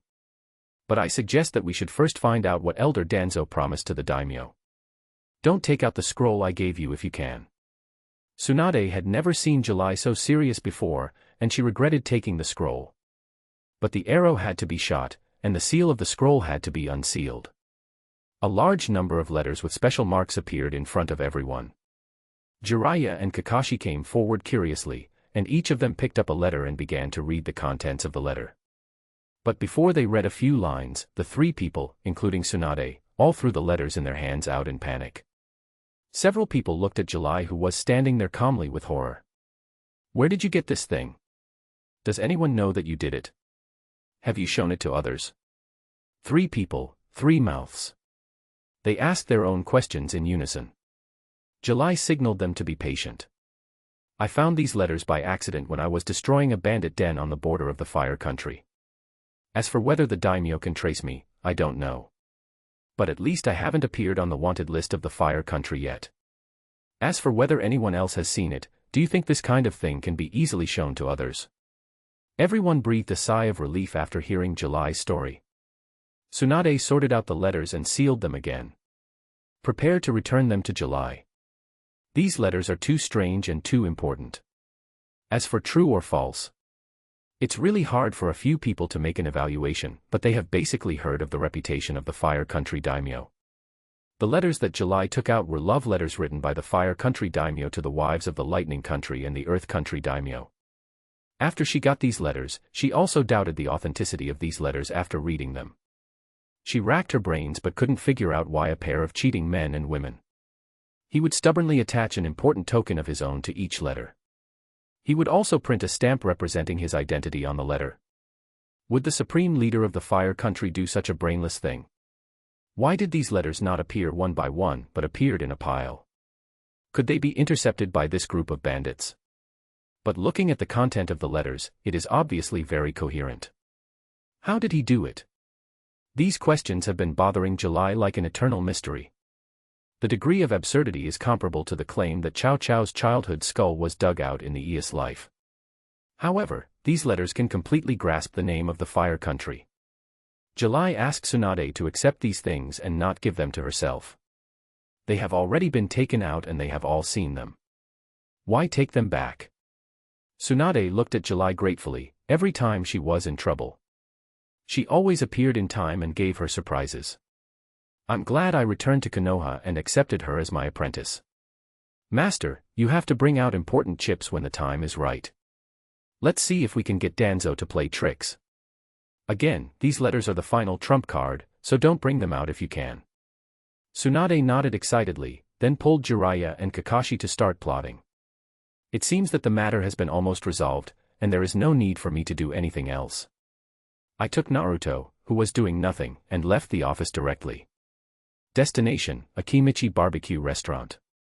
I haven't seen my friends for a long time, let's have a good gathering tonight." Naruto, who was also excited, took the lead, followed by July. A pleasant and lively party began.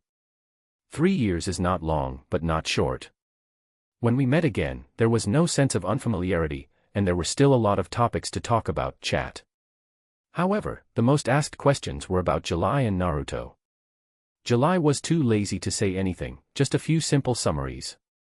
Naruto was different, his mouth was even better than July, who was the boss of Swan in his ES life. He didn't stop from the beginning of the party, telling all kinds of interesting things that happened along the way. In the middle of the party, Sakura sneaked over and sat to July. She took July's arm with a sneaky look. "Sister July, I was accepted as a disciple by Tsunade last year.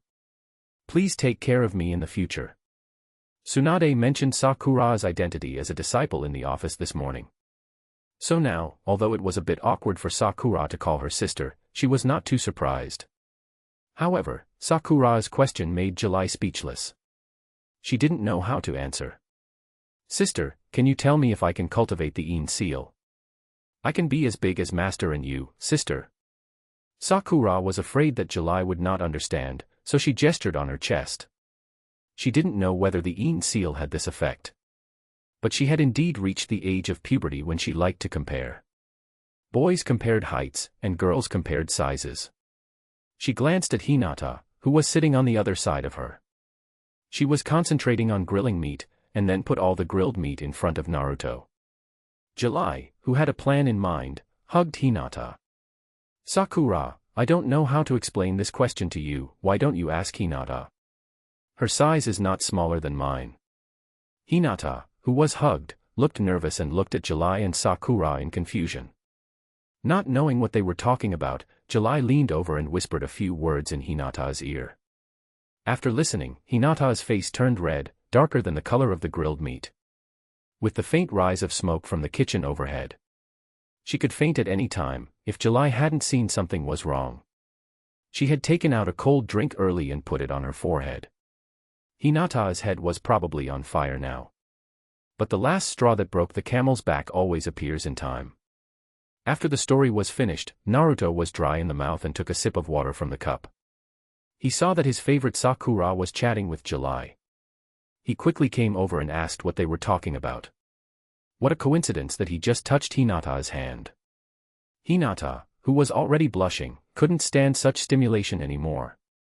She fainted directly. Chapter 81. Hinata's incident was just a small episode, and everyone was used to it. This kind of thing often happened in school. The communication between the two people usually did not exceed 10 sentences. Hinata must have fainted with a red face. In this way, the party ended in a relaxed and harmonious atmosphere. Everyone went home to their own mothers. But July met Jiraiya on the way home. It seems that he had something to tell him. He stepped forward and walked to Jiraiya naturally. The two walked side by side in tacit understanding. July, Tsunade has made a decision. I will go to the daimyo's mansion again tomorrow, and I will accompany you this time. I will leave when Konoha's internal problems are completely resolved.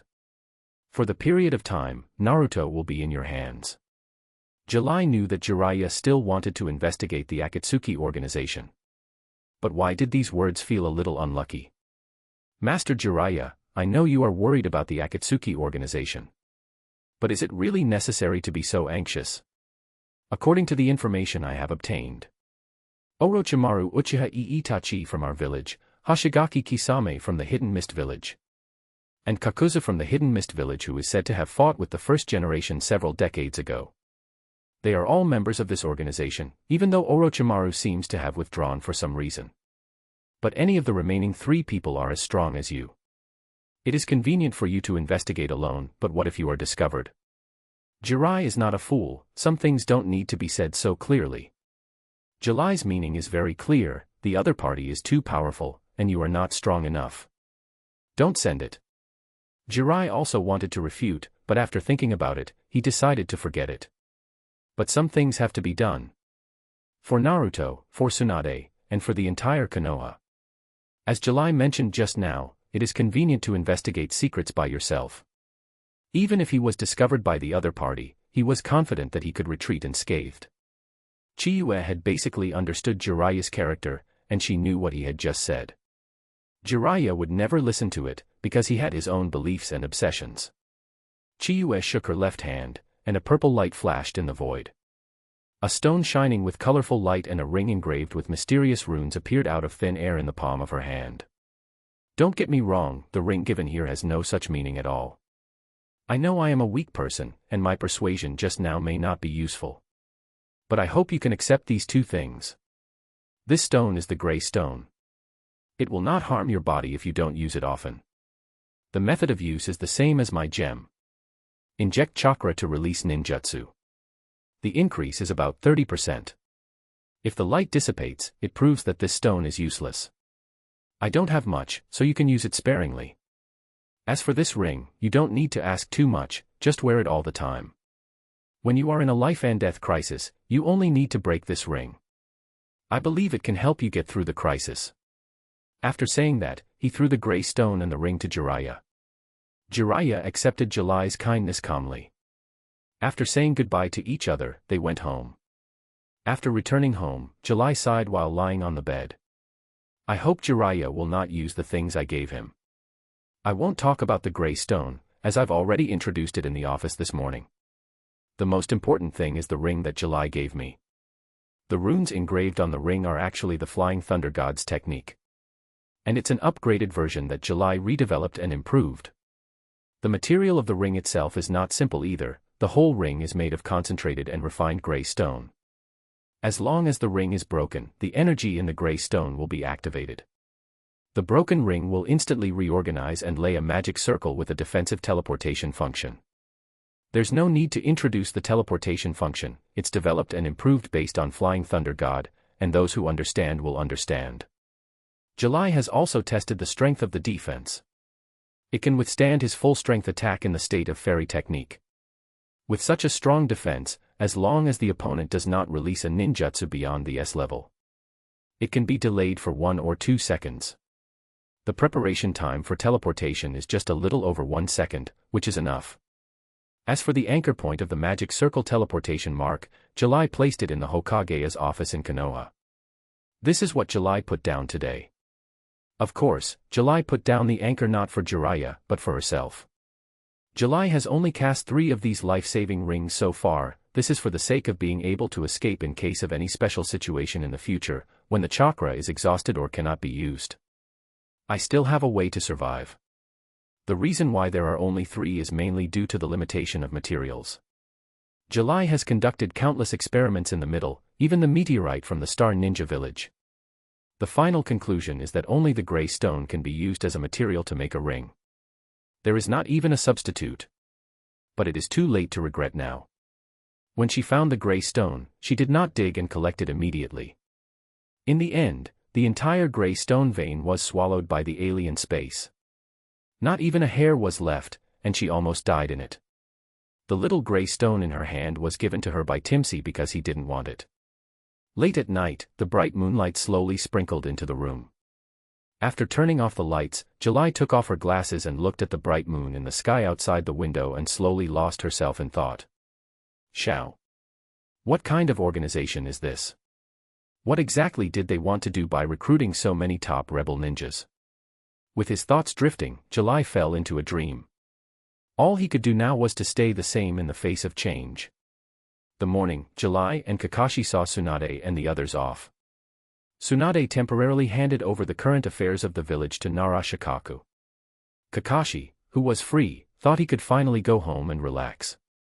Before he took 2 steps, he was stopped by July. He told him Jiraiya's request, which was to teach Naruto how to change the nature of chakra. Of course, it was not just Kakashi who taught, but Yamato was also brought in. Now July and Naruto have returned to the village and have no plans to leave the village again. Then it's time to reorganize Team 7. Tsunade has also made arrangements for Sasuke's vacancy. As soon as July said this, Kakashi's expression suddenly became very depressed. The plan to have a good rest was completely ruined. But what else can he do? Just bear with it. The 2 of them split up and agreed to meet at the 3rd training ground. July went to inform Naruto, while Kakashi went to find Yamato. However, on the way to the training ground with Naruto, a small accident happened. Chapter 82. July came to Naruto's house and knocked on the door, but there was no response.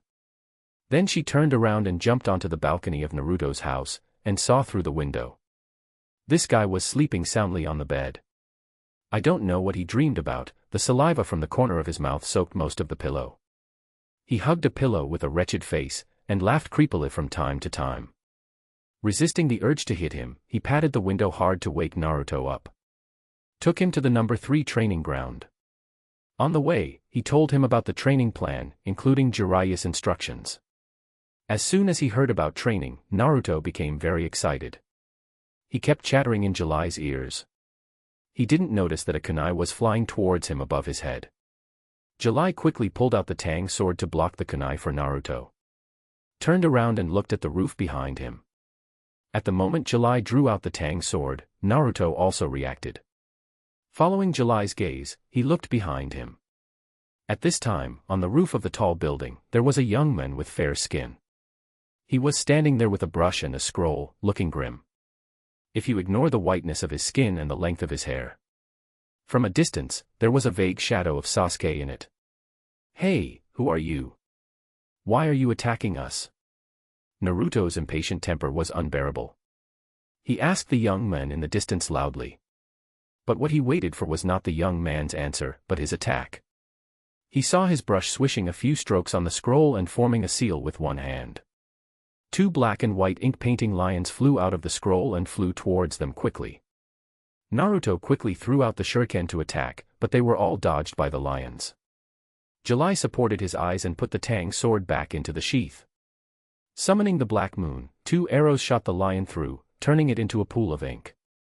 Taking this opportunity, Naruto quickly jumped onto the roof and came to the young man. He was not good at long-range attacks, so he could only rely on close combat. But just when the two were about to fight, Jade came to the roof in an instant and stopped Naruto. "Are you the new member assigned to Team 7 by Lady Tsunade?"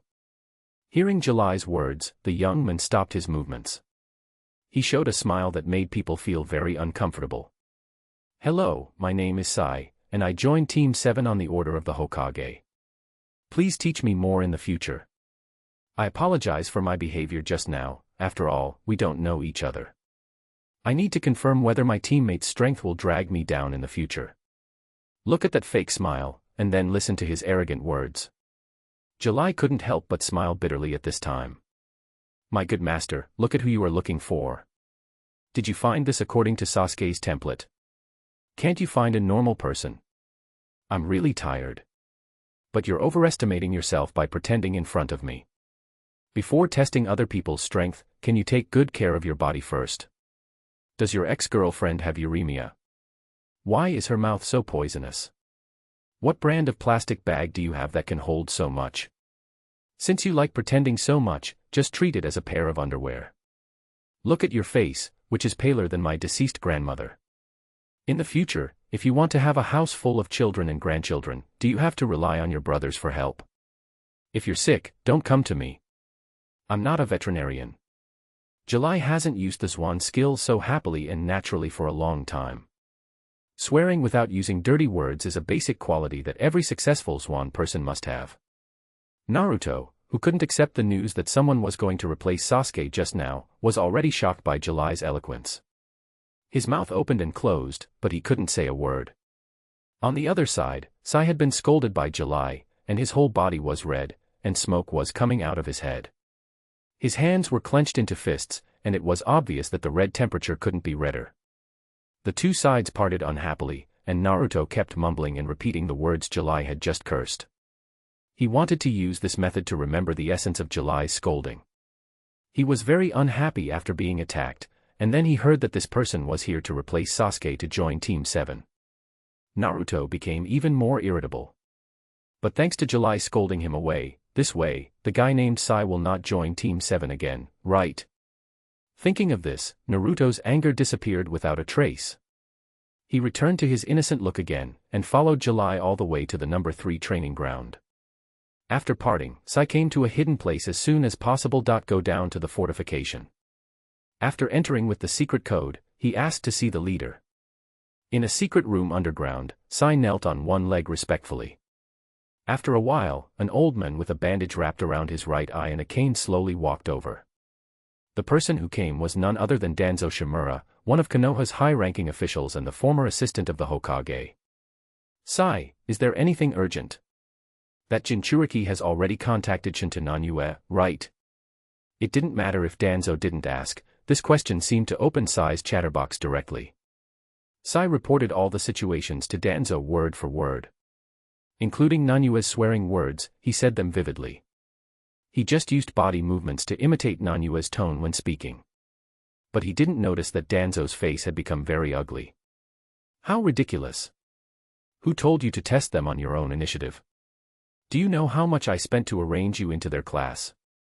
It's all because of your stupidity that we are in a passive position. Listen to Sai, I don't care what method you use. You must get their forgiveness and successfully join Team 7. Otherwise, there is no need for you to exist. We don't need smart guys to exist." After saying that, without waiting for Sai to answer, he stabbed the floor with his cane. Then he turned around and left angrily. Sai, who was scolded, stood there in a daze. I didn't expect that he would be scolded again after just coming out of the shadow of Jade's insults. Suddenly, a voice came from the side.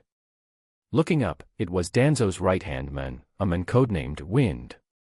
"Sai, remember the mission of the route, don't let Danzo down again. Go back and think about what to do." The soul-destroying Sai stood up like a zombie, bowed respectfully, and then left the room. And Jade and Naruto also came to the number 3 training ground. Kakashi and Yamato were chatting, and it seemed that they had been waiting for a long time. Naruto had long forgotten the unpleasantness that happened before, and couldn't wait to run to Kakashi. Kakashi took out the chakra test paper calmly and handed it to Naruto. Familiar with the chakra attribute test, July found a cool place to sit down. Quietly watching Naruto and Kakashi practice, don't think she is just watching the fun. She also has her own mission, which is to start trying to synthesize and develop bloodline limits. This matter has been delayed for a long time, and it's just the opportunity for Naruto to practice chakra attributes. Listen to it by the way and see if you can get any inspiration. The main thing is that I want to see the legendary power that can pacify the ninja world. Would release, Chapter 83. I don't know what Naruto has learned from Jiraiya in the past 3 years. I just feel that when Naruto is exposed to knowledge such as chakra, it's obvious that he hasn't listened to a few words just like when he was a child. His eyes gradually began to circle. This made Kakashi angry and amused. In order to match Naruto's brain capacity, Kakashi simplified all the knowledge as much as possible. Bring it into life and give examples to make Naruto understand.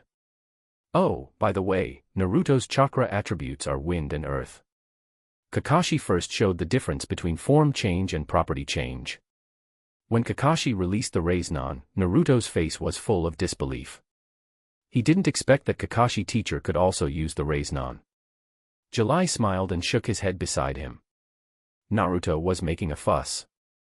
As long as he is a qualified elite ninja, after seeing the release process of the Rasengan once, he can easily imitate it, and others can do it, let alone Kakashi who has been called a genius since childhood. And don't forget, the Rasengan was invented by the 4th Hokage. If he could tell his teacher Jiraiya, why couldn't he teach his student Kakashi? After thoroughly explaining to Naruto the difference between form change and property change, Kakashi took out a leaf and began to arrange the training goals. To practice the characteristics of chakra, from July's understanding. In fact, it is similar to the magic meditation described in the novels of the Eos life. All of them first imagine the characteristics of the attribute in the mind, and then understand and apply them. The characteristics of wind attribute chakra are sharpness and cutting. Then the first small goal is to completely cut the leaf. Before officially starting to practice, Kakashi also taught Naruto a small goal. That is to join the shadow clone to practice together. The shadow clone technique perfectly distributes chakra to create a physical clone with thoughts. All experiences and thoughts after the shadow clone is released will return to the original body. However, the mental burden generated in an instant is not something that everyone can bear. That's why the 2nd Hokage included the multiple shadow clone technique in the forbidden techniques. July has a deep understanding of this. July had actually discovered this feature of the shadow clone as early as when she was in the ninja school. She was so excited that she created dozens of shadow clone techniques that night and began to practice. However, it was because of this behavior that she almost sent herself away. When she removed the shadow clone, the huge memory impacted her mind and she fainted from the pain. For several consecutive days, her mental state was dazed. She couldn't concentrate at all, and July was frightened by this terrible sequelae. After recovering, she didn't dare to touch the shadow clone for a long time. However, July was a little unwilling. Wouldn't it be useless to leave the plug in there without using it? Finally, through careful and continuous experiments, she determined the limit of the number of shadow clone that her mind could withstand. However, this major shortcoming of the shadow clone seemed to be useless to Naruto. How many times has he used the shadow clone technique in battle? Naruto is almost the spokesperson for multiple shadow clone techniques. He would directly use shadow clone techniques to attack people whenever he disagreed with them, and the number of shadow clone techniques would be measured in hundreds. This trick seems to be developed specifically for him. July couldn't help but feel a little jealous when she thought of this, because the auxiliary training effect of shadow clone techniques was so good. She couldn't understand why Naruto would ignore the mental burden of shadow clone techniques. Is it because he is too stupid or too thick-skinned?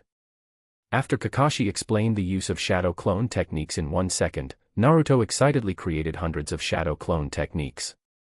The originally empty field suddenly became crowded, and the scene suddenly became noisy.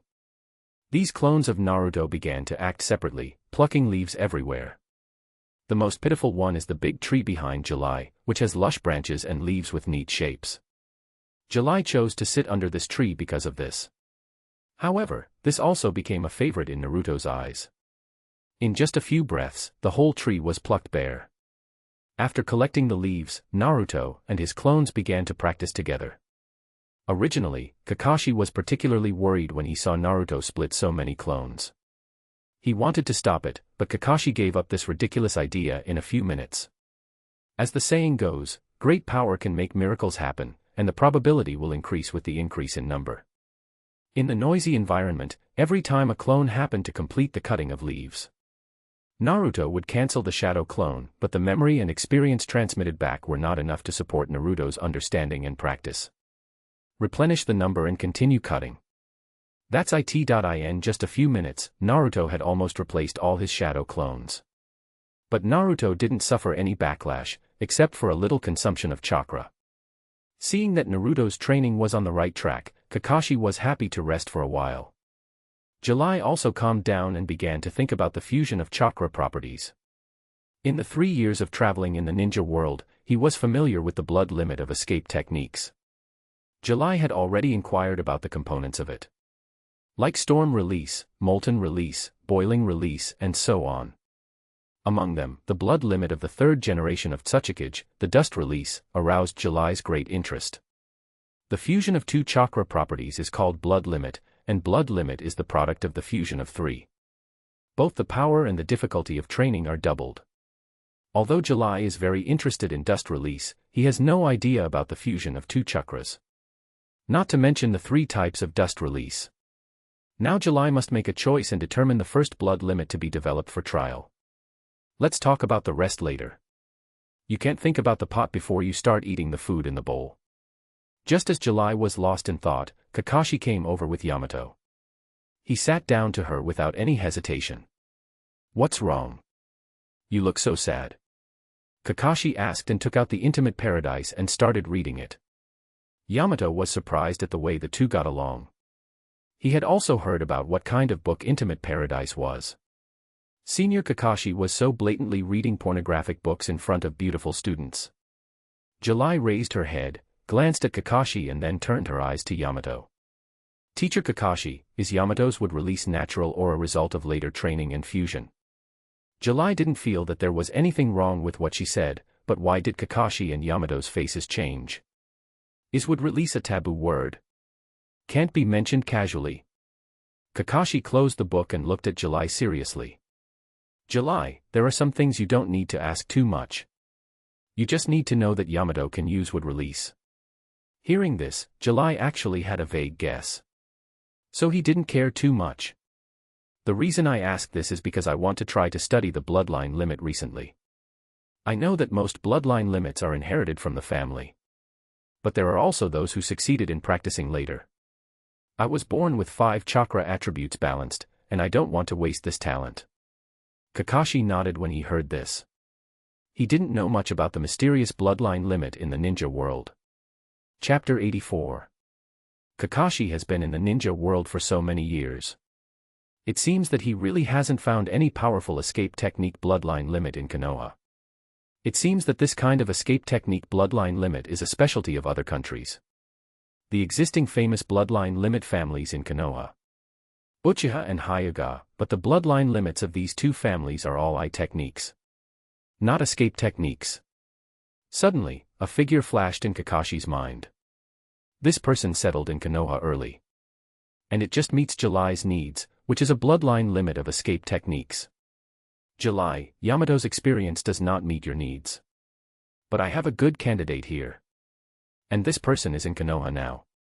July looked at Kakashi in surprise. "Who is it? Who is it?" July couldn't wait to ask Kakashi, and Kakashi didn't keep it a secret. "Have you forgotten who we brought back from the Wave Country mission? Isn't he the owner of the blood limit of ice release? Compared to Yamato, he is more suitable for you. But it seems that he didn't succeed in cultivation, it's hereditary. I don't know if I can help you." The figure of Bai suddenly appeared in July's mind. Yes, how could she forget him? The blood limit of ice release, a type of escape technique, is a fusion of the chakra properties of wind and water. As for whether it was acquired after cultivation, it was not important to her. July only needs to study and reverse the ratio of chakra fusion. Although she didn't want to say it so simply, as long as there is an idea. She believed that she would be able to study it out. Without having time to thank Kakashi, she got up and flew away with the Thunder God. Yamato looked at the place where July disappeared with a look of horror. Senior Kakashi, that wasn't the flying body technique that July used just now. Is it Flying Thunder God? Kakashi smiled and signaled Yamato not to make a fuss. Okay, there's nothing strange about it.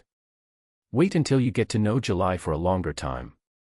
You'll understand how terrifying he is, just Flying Thunder God. Kakashi said it very easily now. Completely forgetting his expression when he first confirmed that July had learned Flying Thunder God. Not much better than Yamato. After returning to July, she made a special trip to the Hokage's office. Found Shizune and asked for Bai's detailed information. After learning that they had brought Bai back, Sarutobi Hiruzen personally led people to interrogate him.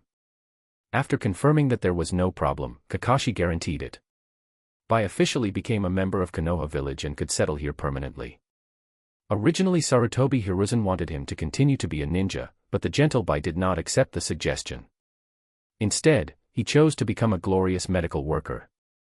Now he works in Konoha Hospital. After confirming Bai's whereabouts, July hurried to the hospital again. As soon as he entered the hall, he saw Bai playing with a group of children with a smile on his face. Without going forward to disturb them, July quietly stepped aside and waited. Soon, the group of children were taken away by their parents. Bai was also free, and July walked up to Bai at the right time to say hello and said that he wanted to talk about something. Bai readily agreed to July's invitation. In fact, he was very grateful to Kakashi and July for bringing him back to Konoha. He has now found his true life goal and belonging here. July directly stated the purpose of his trip. However, Bai didn't know how to explain his blood limit to July. This thing is innate, and it will be used naturally after awakening. If you ask him to introduce the proportion now, he can't say it. It was a bad start. I was stuck by a difficult problem at the first step. However, as long as the mind does not slip, there are always more solutions than difficulties. In the Eos life, the mushroom cloud was created by powerful countries. What is this little difficulty? In order to intuitively understand the proportion of ice escape chakra, July asked Bai to take off his shirt and prepare for the special skill. Bai struggled for a long time in his heart for July's request. Please, he looks very feminine. But this does not mean that he is really a woman, right? He is a man with extremely normal values. Now a woman with an extremely beautiful face and unparalleled charm stands in front of you and asks you to take off your clothes.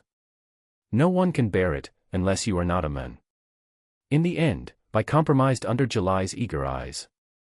With a blushing face, he slowly took off his shirt and sat on the ground. How dare he stand at this time? All men understand, right? Chiyue didn't think too much about it. She sat behind Bai without hesitation. On his back. She was going to perform Yin Seal and Palm Immortal technique at the same time, both of which were cell-level methods. Yin Seal acted on Bai's body, and Chakra invaded. Palm Immortal technique destroyed the cells in Bai's body.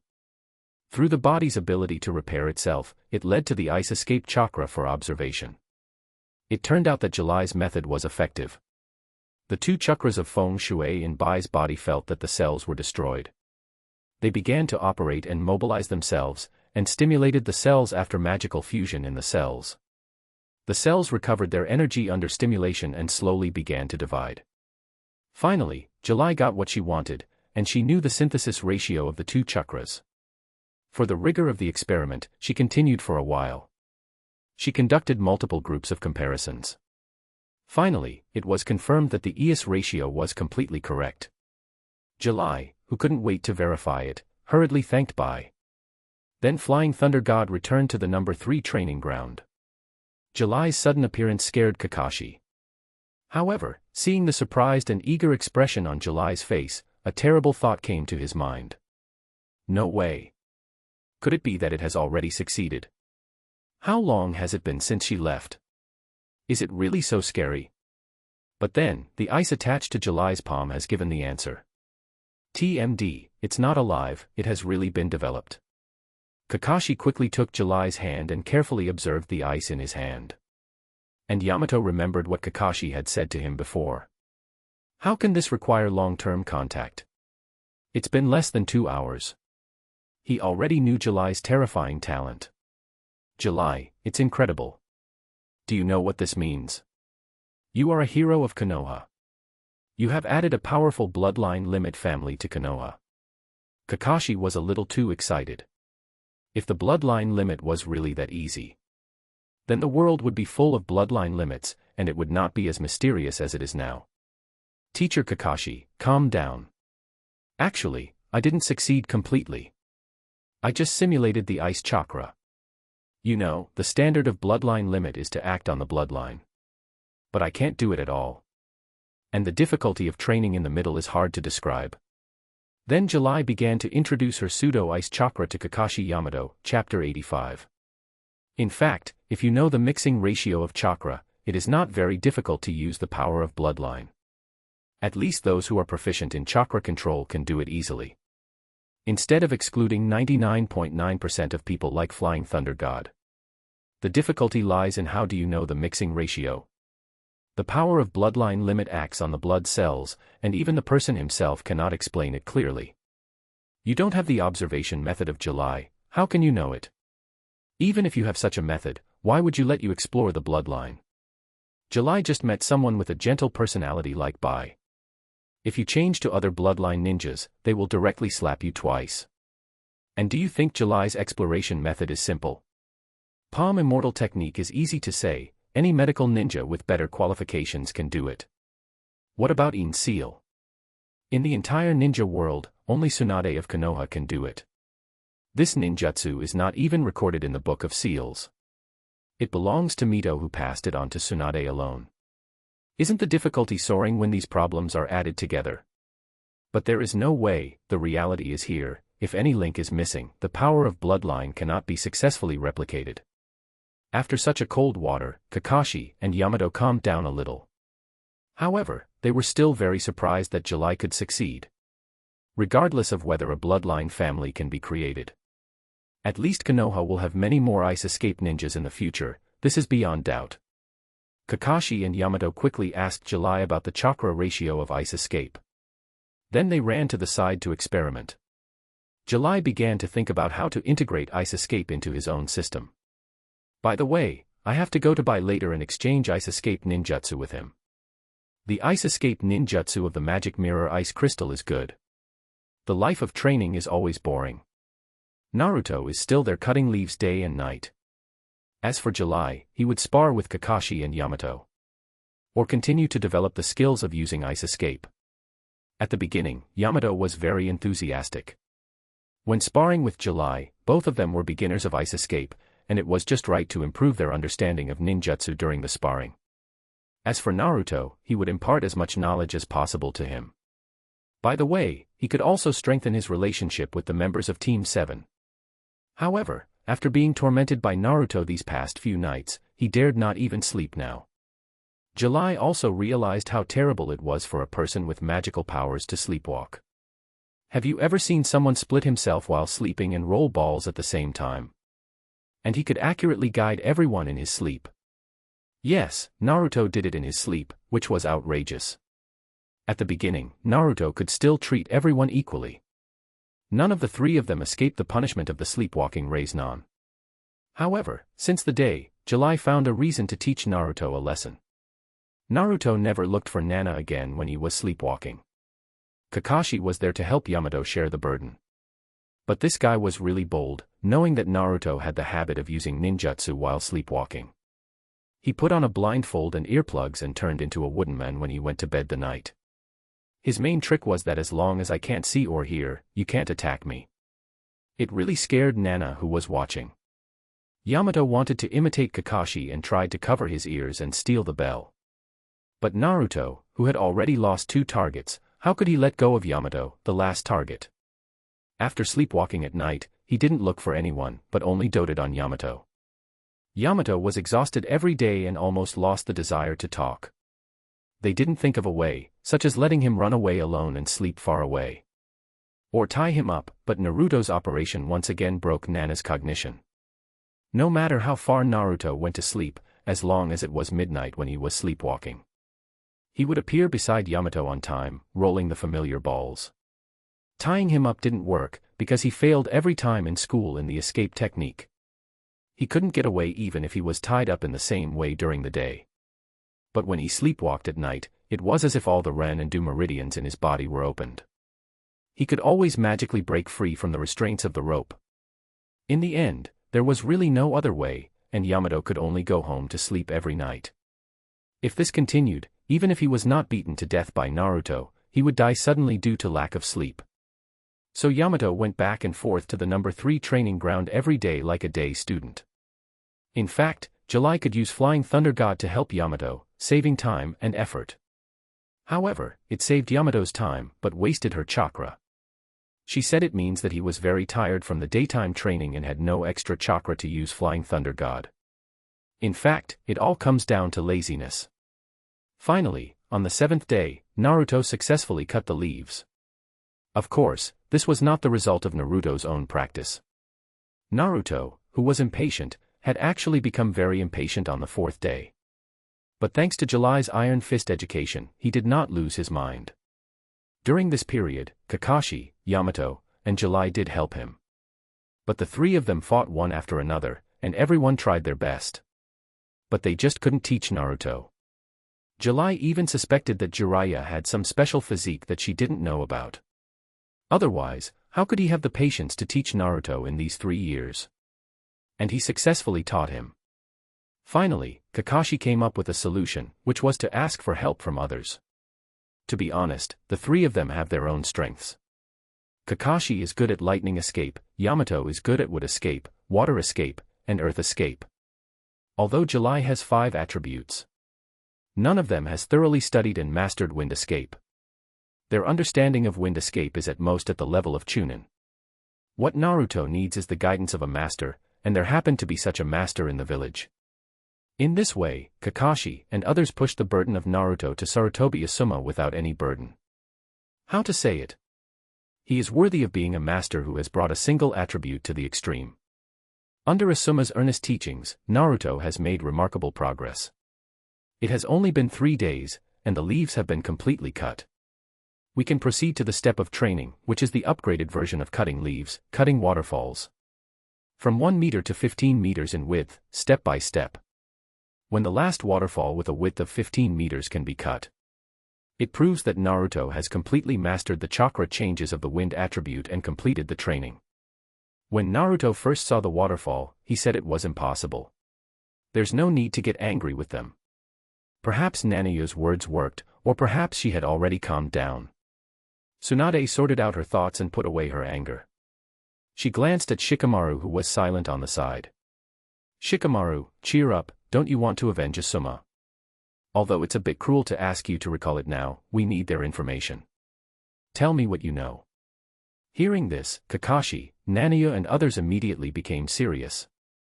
Shikamaru took a deep breath and began to tell Tsunade and the others about the battle.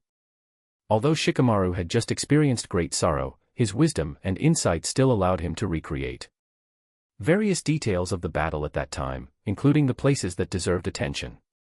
Shikamaru finished speaking quickly, and the office fell into a brief silence. They were not only thinking about the battle information, but also lamenting the strength of the Akatsuki organization. No matter what, Assuma is a well-known elite jonin in Konoha. And when he was young, he was one of the 12 guardian ninjas of the daimyo. His strength is unquestionable, but he is such a powerful jonin. The opponent Akatsuki organization only used 1 person to almost wipe them out. That Kakuzu was just a bystander the whole time. But just when they were still sighing, July spoke at this time. That guy called Haydn, I should know what methods he used. During the 3 years of my travels, I investigated an interesting story at the border of river country. There was a church that believed in a certain evil god. It was full of madmen who had lost their minds. They firmly believed that as long as they continued to feed the evil god with blood, they could gain immortality from the evil god. For this reason, they kidnapped children for experiments and sacrificed them to the evil god. Later, their actions completely angered river country and Yunin village, and they jointly launched a crackdown on this organization. Even so, because these cultists were all a group of madmen who were not afraid of death, it led to their crackdown. It is not thorough. There are still many fish that slip through the net. But I still found some information from the ruined sacrificial ruins and various laboratories. Combined with what Shikamaru said just now, I am sure that Faden used a secret technique called death by blood. This secret technique is very tricky. It can get the opponent's blood. And then with the unique magic circle sacrifice to the evil god, the caster will be bound to the blood owner. After that, no matter what kind of damage the caster suffers, it will be reflected synchronously to the bound person. But this secret technique has two fatal shortcomings. The first is that you must draw a magic circle. Without a magic circle, you can't get blood by sacrificing. It won't work either. The second is that he can't move out of the range of the magic circle during the casting process. If he leaves the magic circle, his secret technique will also be ineffective. July told everyone all the information he knew in one breath. July had uncovered all the information about a member of the mysterious organization Akatsuki. Tsunade stood up in surprise, walked to July and patted her shoulder vigorously. It was just that because of the height problem, Tsunade's patting action seemed a bit funny. But this is really exciting news, isn't it? Shikamaru's eyes burst into a gleam of light at this time. Now that Faden's mysterious methods have been exposed, since we know his weaknesses, when dealing with him, we will have full confidence. But another important problem also came with it, according to the information Jiraiya had found out before. When Akatsuki goes out, they are always in groups of 2. If Uchiha Itachi, Hoshigaki Kisame, and others are like this, then Kakuzu's identity is self-evident. But they don't know anything about Kakuzu.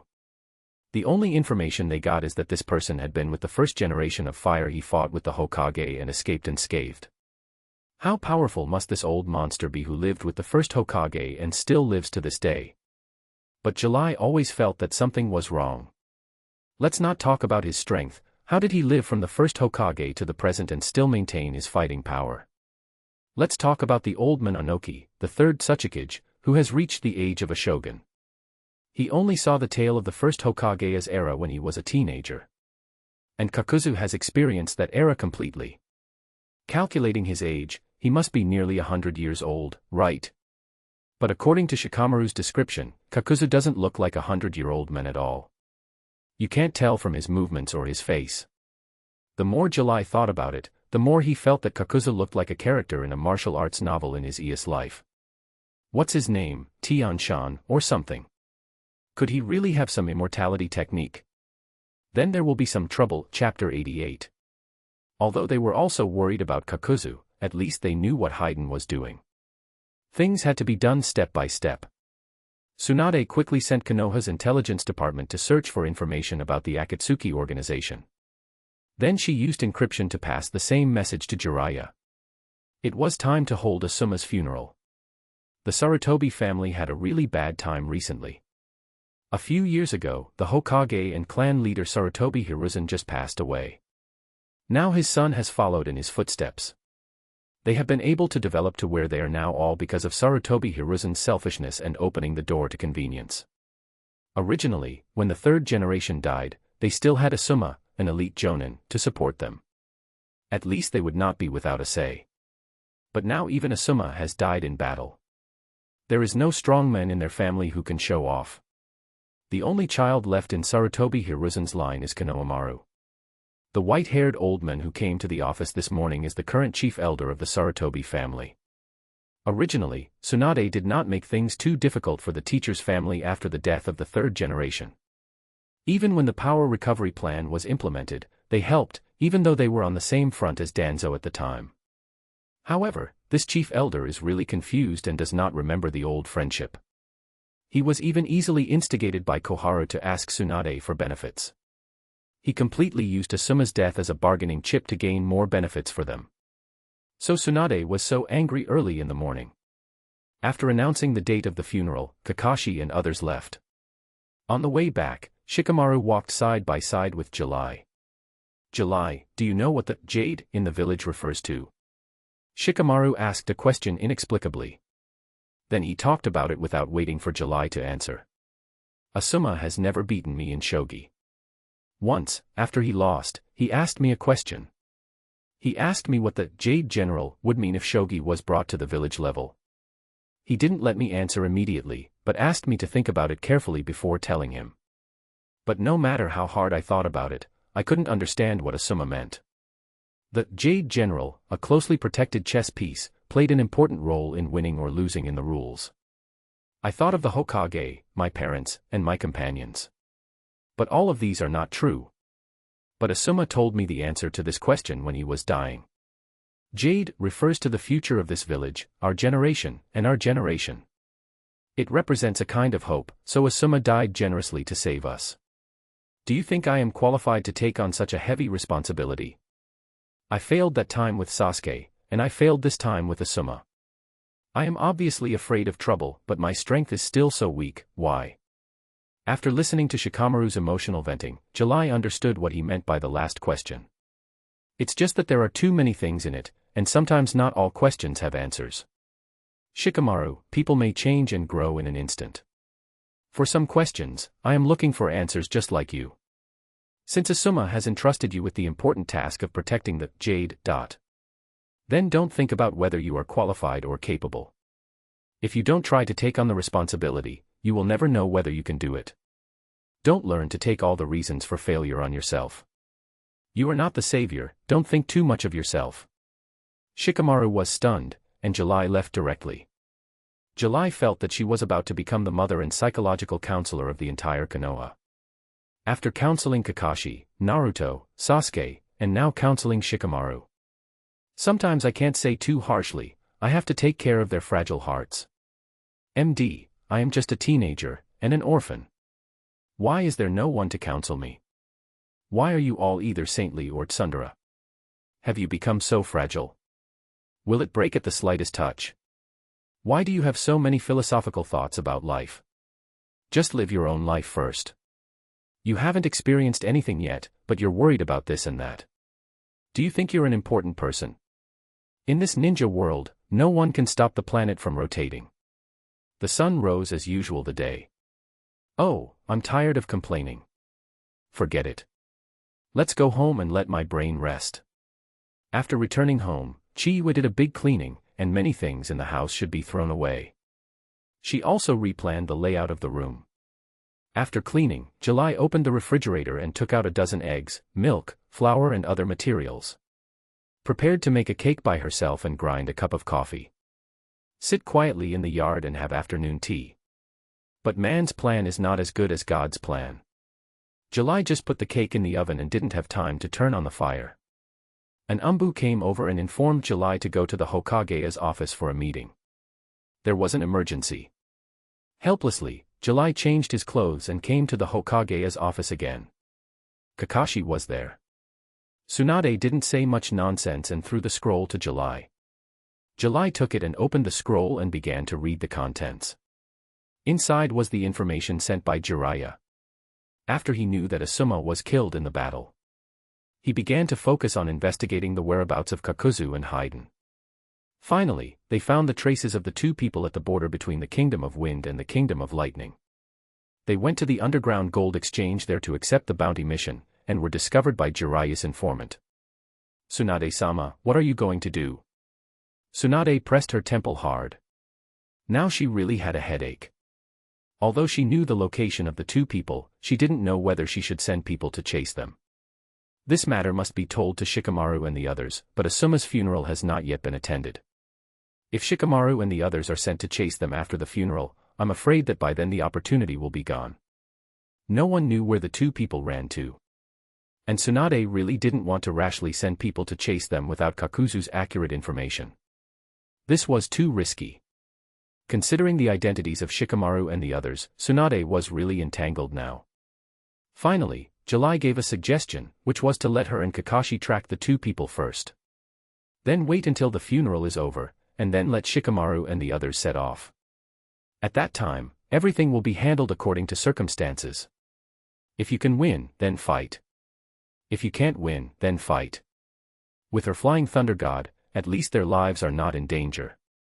It's a good opportunity to collect information about Kakuzu and prepare for the future. After listening to Nana's suggestion, Tsunade thought about it carefully for a while. Finally agreed to this action. So Kakashi and Nana, who received the order, set off secretly. Before leaving, Tsunade specifically told Nana to bring them all back safely. Because in this operation, Nana's flying thunder god is the key, chapter 89. The two of them sped along the way, not daring to delay for a moment. Given Akatsuki's mystery over the years, it was unknown whether Jiraiya's informant could keep up. They could only take it one step at a time. Soon they had already left the border of the Land of Fire. In order not to attract attention, they both changed into a set of clothes and dressed up as wandering ninjas. But this also slowed down their progress. They could only travel slowly during the day and make up for the time wasted during the day at night. This was also for safety reasons. After all, Kakashi's bounty was also posted in various underground gold exchange offices. It was okay in the Land of Fire, Kakashi's name could still deter some desperate criminals. But now that they had left the Land of Fire, his reputation was no longer so useful.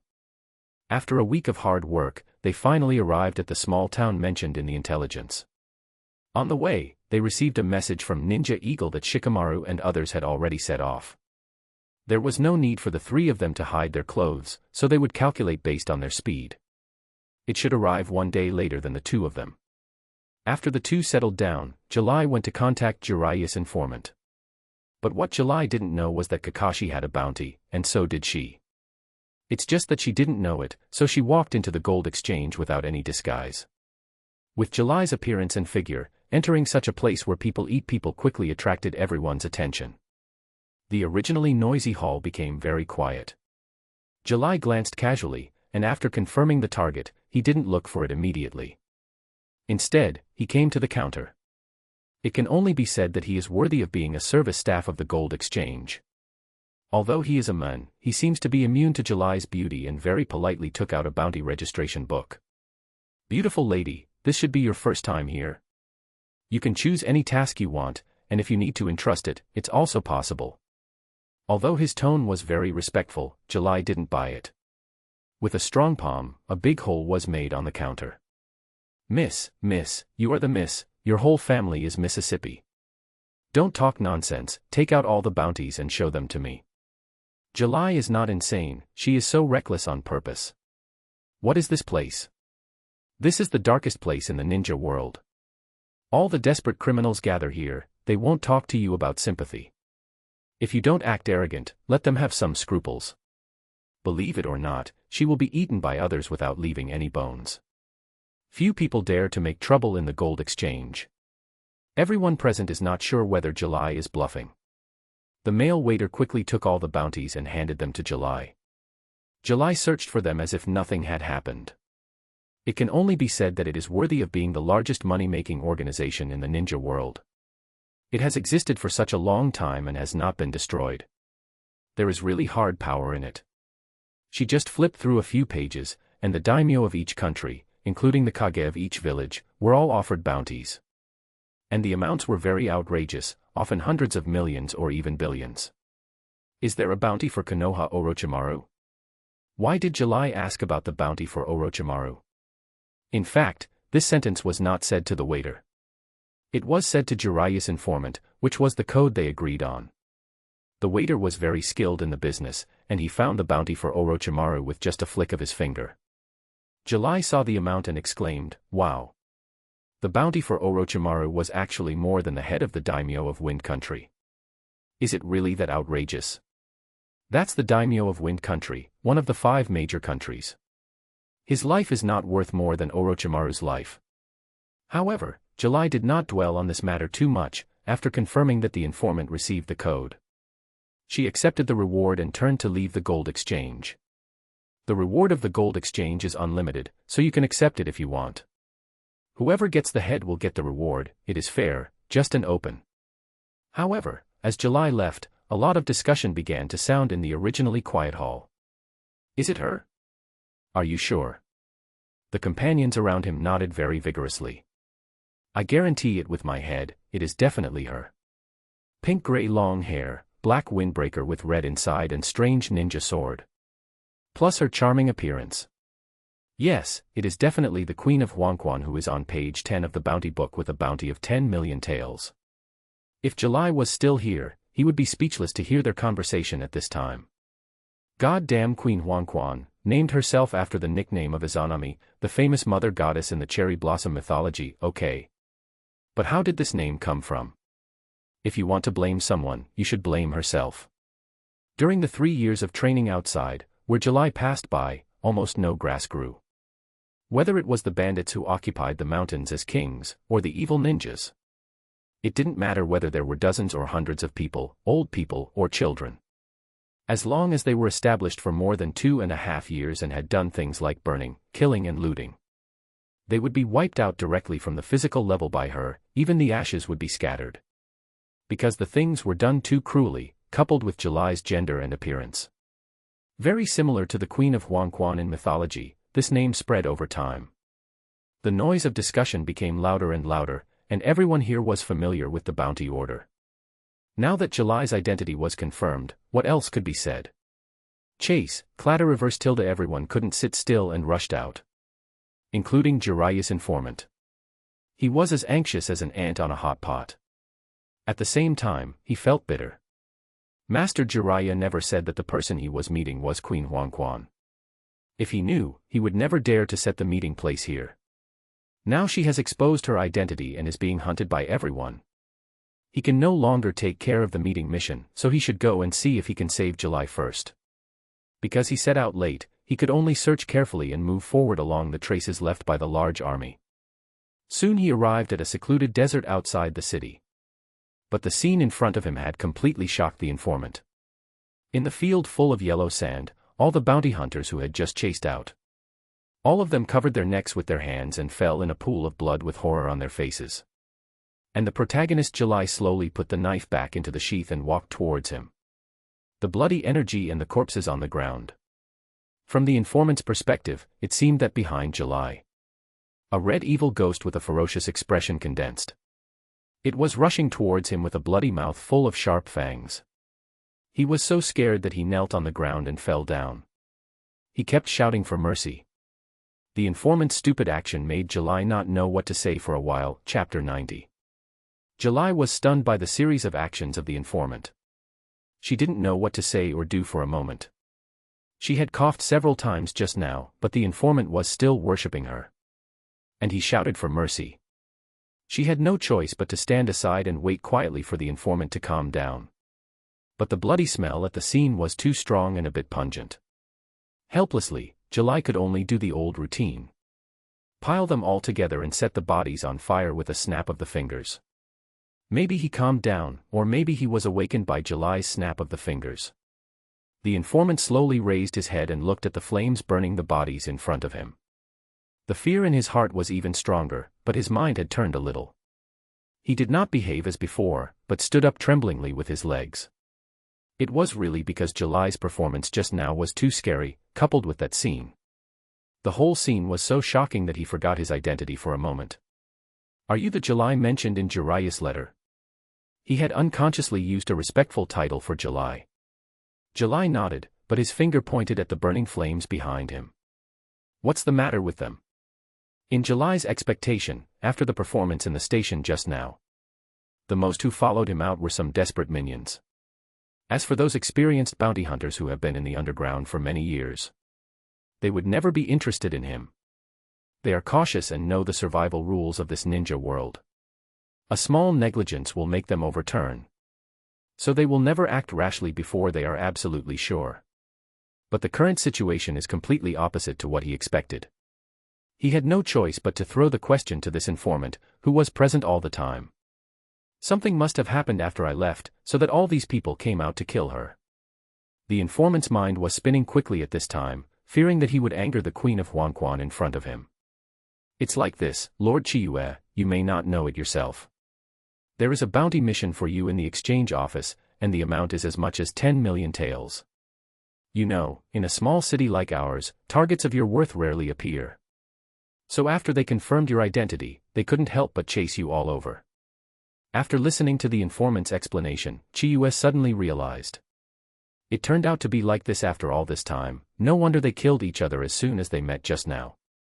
But when did I get on the bounty of the exchange office? The amount is still as huge as 10 million taels. With her reputation, when did her life become worth 1/3 of Assuma? Is she not worthy of it at all? Where's the bounty?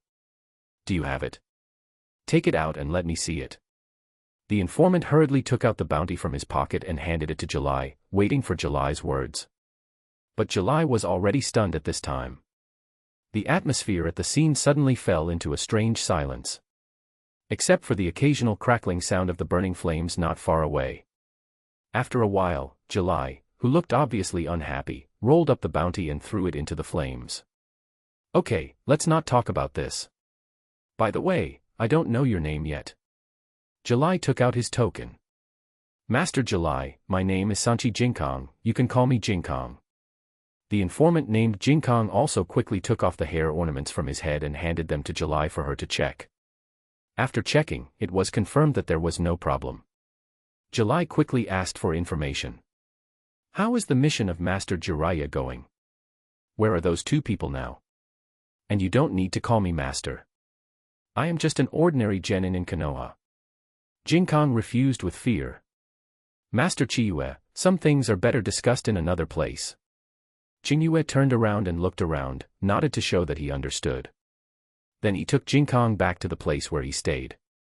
As soon as he entered the door, Kakashi smelled a strong smell of blood coming from Chiyue. He hurriedly asked what happened, but Chiyue was too lazy to say it and motioned Jinkong to tell it. Jinkong told Kakashi what happened from beginning to end, but he arrived late. He didn't know how Chiyue killed so many people so quickly, so he skipped this part. Kakashi felt like he had heard a wonderful drama. And the protagonist of the drama was right to him. Kakashi walked to Chiyue with a big laugh. Ha ha ha, July, you told me not to show up in public. Well, now you are enjoying this treatment. The bounty is with me almost done. Chiyue was too lazy to respond to Kakashi's ridicule. It's only 10 million ryo, a small matter. How strong can a ninja be who can fight for 10 million ryo? Just look at those people who were killed just now. Teacher Kakashi, business is important, right? I'm a little tired, so I'll leave the information exchange to you. I'm going to sleep first, Shikamaru and the others should be here tomorrow. Kakashi nodded, his expression returned to seriousness. Then he began to ask Jinkong about the information of the two people. It was not until midnight that July heard the sound of Jinkong leaving. Ignoring it, he closed his eyes and continued to practice. There might be a tough battle to fight, and it would be better to sharpen the sword before the battle. At least restore the state to the peak state. The morning, Kakashi and July went out to eat something. On the way back, an eagle was hovering in the sky above their heads. It made a unique cry from its mouth, "What is this?" The two looked at each other, hurriedly quickened their pace and followed the eagle to a secluded alley. Shikamaru was waiting here with Ino and Choji. Ino, cancel the ninjutsu. Shikamaru gently shook Ino's body. And Ino's eyes opened at the right time. This is not a place to talk, come with us first. Kakashi took Shikamaru and the others back to the hotel. The three of them, relieved of their burden, suddenly collapsed on the ground. Ha, we finally made it. Fortunately, there were the marks you left along the way. Otherwise, we don't know how many detours we would have to take. How is it, Teacher Kakashi, do you know the whereabouts of those two people? Shikamaru drank a sip of water and asked Kakashi impatiently. You guys stay calm, the whereabouts of those two people are under control. Your most important task now is to recover your strength as soon as possible. According to the information from the informant, they will be back here in 2 days. Kakashi told everyone the information he got from Jinkong last night. July was fine, but Shikamaru and the others seemed a little excited. Because they can help Assuma get revenge soon. It's just that July is a little worried. Do we really have to go head-to-head with them? Fudan can be ignored, but that Kakuzu, Chapter 91. After collective discussion, the best strategy at the moment is to divide the battlefield. Separate the two and defeat each of them. Just like Tsunade's Ias fight against Orochimaru. Haiden's trump card should have been almost figured out. But Kakuzu is different, his information is still very vague. They have no choice but to treat it with caution. However, they disagreed on who should deal with Haiden. Shikamaru advocated that he alone was enough, but Kakashi disagreed. Not to mention bringing Nanazu, at least they can't be separated from Ino Shikacho. Because only when the three of them are combined can they exert the highest combat power. But only Kakashi and Nanazu are left on the front battlefield to face the mysterious Kakuzu. Both Kakashi's and Shikamaru's ideas actually have advantages and disadvantages. As Kakashi said, Ino Shikacho is the strongest only when they are together. But to be honest, the physical skills of these three people may not be enough for Haiden. Do you think you can fight with Assuma who is desperate, and hurt him to get his blood? How weak can his physical skills be? Although the destructive power of Choji's multiplication technique is great, he is a living target in front of physical ninjas. Shikamaru's shadow secret technique may be good at dealing with close-range ninjas, but he must be able to control them. With Shikamaru's current strength, without external help, it is more difficult than climbing to the sky to control a ninja whose strength is above that of an elite jonin. Ino. Forget it, her weakness in turning her heart is too obvious. And if her mental power is stronger than hers, she will be backfired. So letting Ino Shikacho deal with Haiden may not be a good idea. Now no one can convince anyone, and the situation is deadlocked. July, who has been silent for a long time, finally spoke. Teacher Kakashi, Shikamaru, you guys go deal with Haiden. Leave Kakuzu to me first, don't be in a hurry to refuse, just listen to me. Everyone who was eager to speak was rebuked by July's words. The combination of Ino, Shika, and Cho can barely deal with Haiden, but they lack the ability to kill with one blow. From the information we got before, this Haiden not only has the secret technique of death by blood. The premise of damage transfer is that he himself must also suffer the same damage. Heart-pierced, but he can still jump around. He should have an ability similar to immortality. After reaching this conclusion, relying on Shikamaru and others alone may not be able to defeat Haiden. So Kakashi teacher, you must be there on the battlefield over there. As for Kakuzu's side, you don't have to worry too much about me. I was able to stop Orochimaru 3 years ago, so it shouldn't be a problem to hold Kakuzu back for a while 3 years later. And even if I can't beat him, at least I have a way to save my life. But it's better to save Kakuzu's life as well. Otherwise, once Kakuzu returns to the dark, we won't have a good life in the future. So I will try my best to hold Kakuzu back on the front battlefield and not disturb you. You should quickly resolve the battle and come back to help me. Kakashi was the first to jump out and object after hearing July's plan. What a joke, he is still here, as a teacher and a senior, how can he let his subordinates go out to take risks? And he is hiding behind to output, which is almost the same. July, I know you may become very strong in these 3 years. But it's too dangerous to hold Kakuzu back alone. I have the ability to kill with one strike, and you have it too. You should go to support Shikamaru and the others, and I will hold Kakuzu back. Don't underestimate me, teacher. July shook her head and sighed. Teacher Kakashi, I'm not being reckless. I have Flying Thunder God and the ability to fight in the air, so I'm more confident than you in holding Kakuzu back. Besides, I haven't fought a serious battle in these 3 years. So, let's just settle the plan. Don't argue anymore. If you were to ask who knows July best among the people present, it would be Shikamaru, who has been in the same class for 6 years. July has liked to hide her weaknesses since she was a child, and no one knows how strong she is. How many cards are there in her hand? Every time you are surprised at her current strength. In fact, that is not her strongest state, it is just what she wants to show you. Apart from personal factors such as human emotions, July's plan is obviously much better than what they just discussed. Teacher Kakashi, just do as July says. If we continue to argue like this, we will never get any results. Since July has trusted us so much and entrusted us with her back, we can't let her down. Finally Kakashi was persuaded. After the plan was confirmed, the 5 people hurried to prepare for the battle. Wait for 2 days. Time passed quickly, and they were not idle during these 2 days. Early on, they had a clear understanding of the environment on the road that Kakuzu and his men had to pass. Look, they deliberately chose an empty and deserted place to ambush. Waiting for the two to appear. The breeze blew the sand and gravel on the ground and kept rolling until it reached the distance. At the end of the road, 2 figures wearing black-bottomed Red Cloud windbreakers slowly walked over. The bells hanging under the hats made a tinkling sound with their footsteps in the breeze. Kakashi and others were tense and waiting for July's signal with full concentration. And our July was on a stone pillar not far away. Bent his legs and took a horse stance, and a huge longbow transformed by Chakra emerged. The triple magic circle at the left eye rotated rapidly and stared at looking at the two figures in the distance. He slowly accumulated power. After the accumulation of power, Kakuzu and Haiden just walked to the predetermined position. Without any hesitation, the bowstring was released, and the arrow that had been accumulated for a long time pierced through the five-colored ring at the tip of the arrow. It suddenly accelerated and disappeared, as if the gorgeous and dazzling arrow just now was not released by July. That's right, this is the long-lost and invisible Oath of Victory arrow. The speed of the arrow is no longer the same as before, and it hits Haiden in the blink of an eye. The huge impact force, carrying Haiden's body, was blown away. Kakashi, who received the signal, quickly chased in the direction of Haiden. Only Kakuzu was left standing there, looking at a loss. After coming to his senses, Engel hurriedly tried to find the traces of his companions, but July had already blocked him. "Mr. Kakuzu, don't think about intervening in the battle over there. I have to trouble you to stay here for a while." July politely greeted Kakuzu, as if chatting with her family, and her tone was quite relaxed.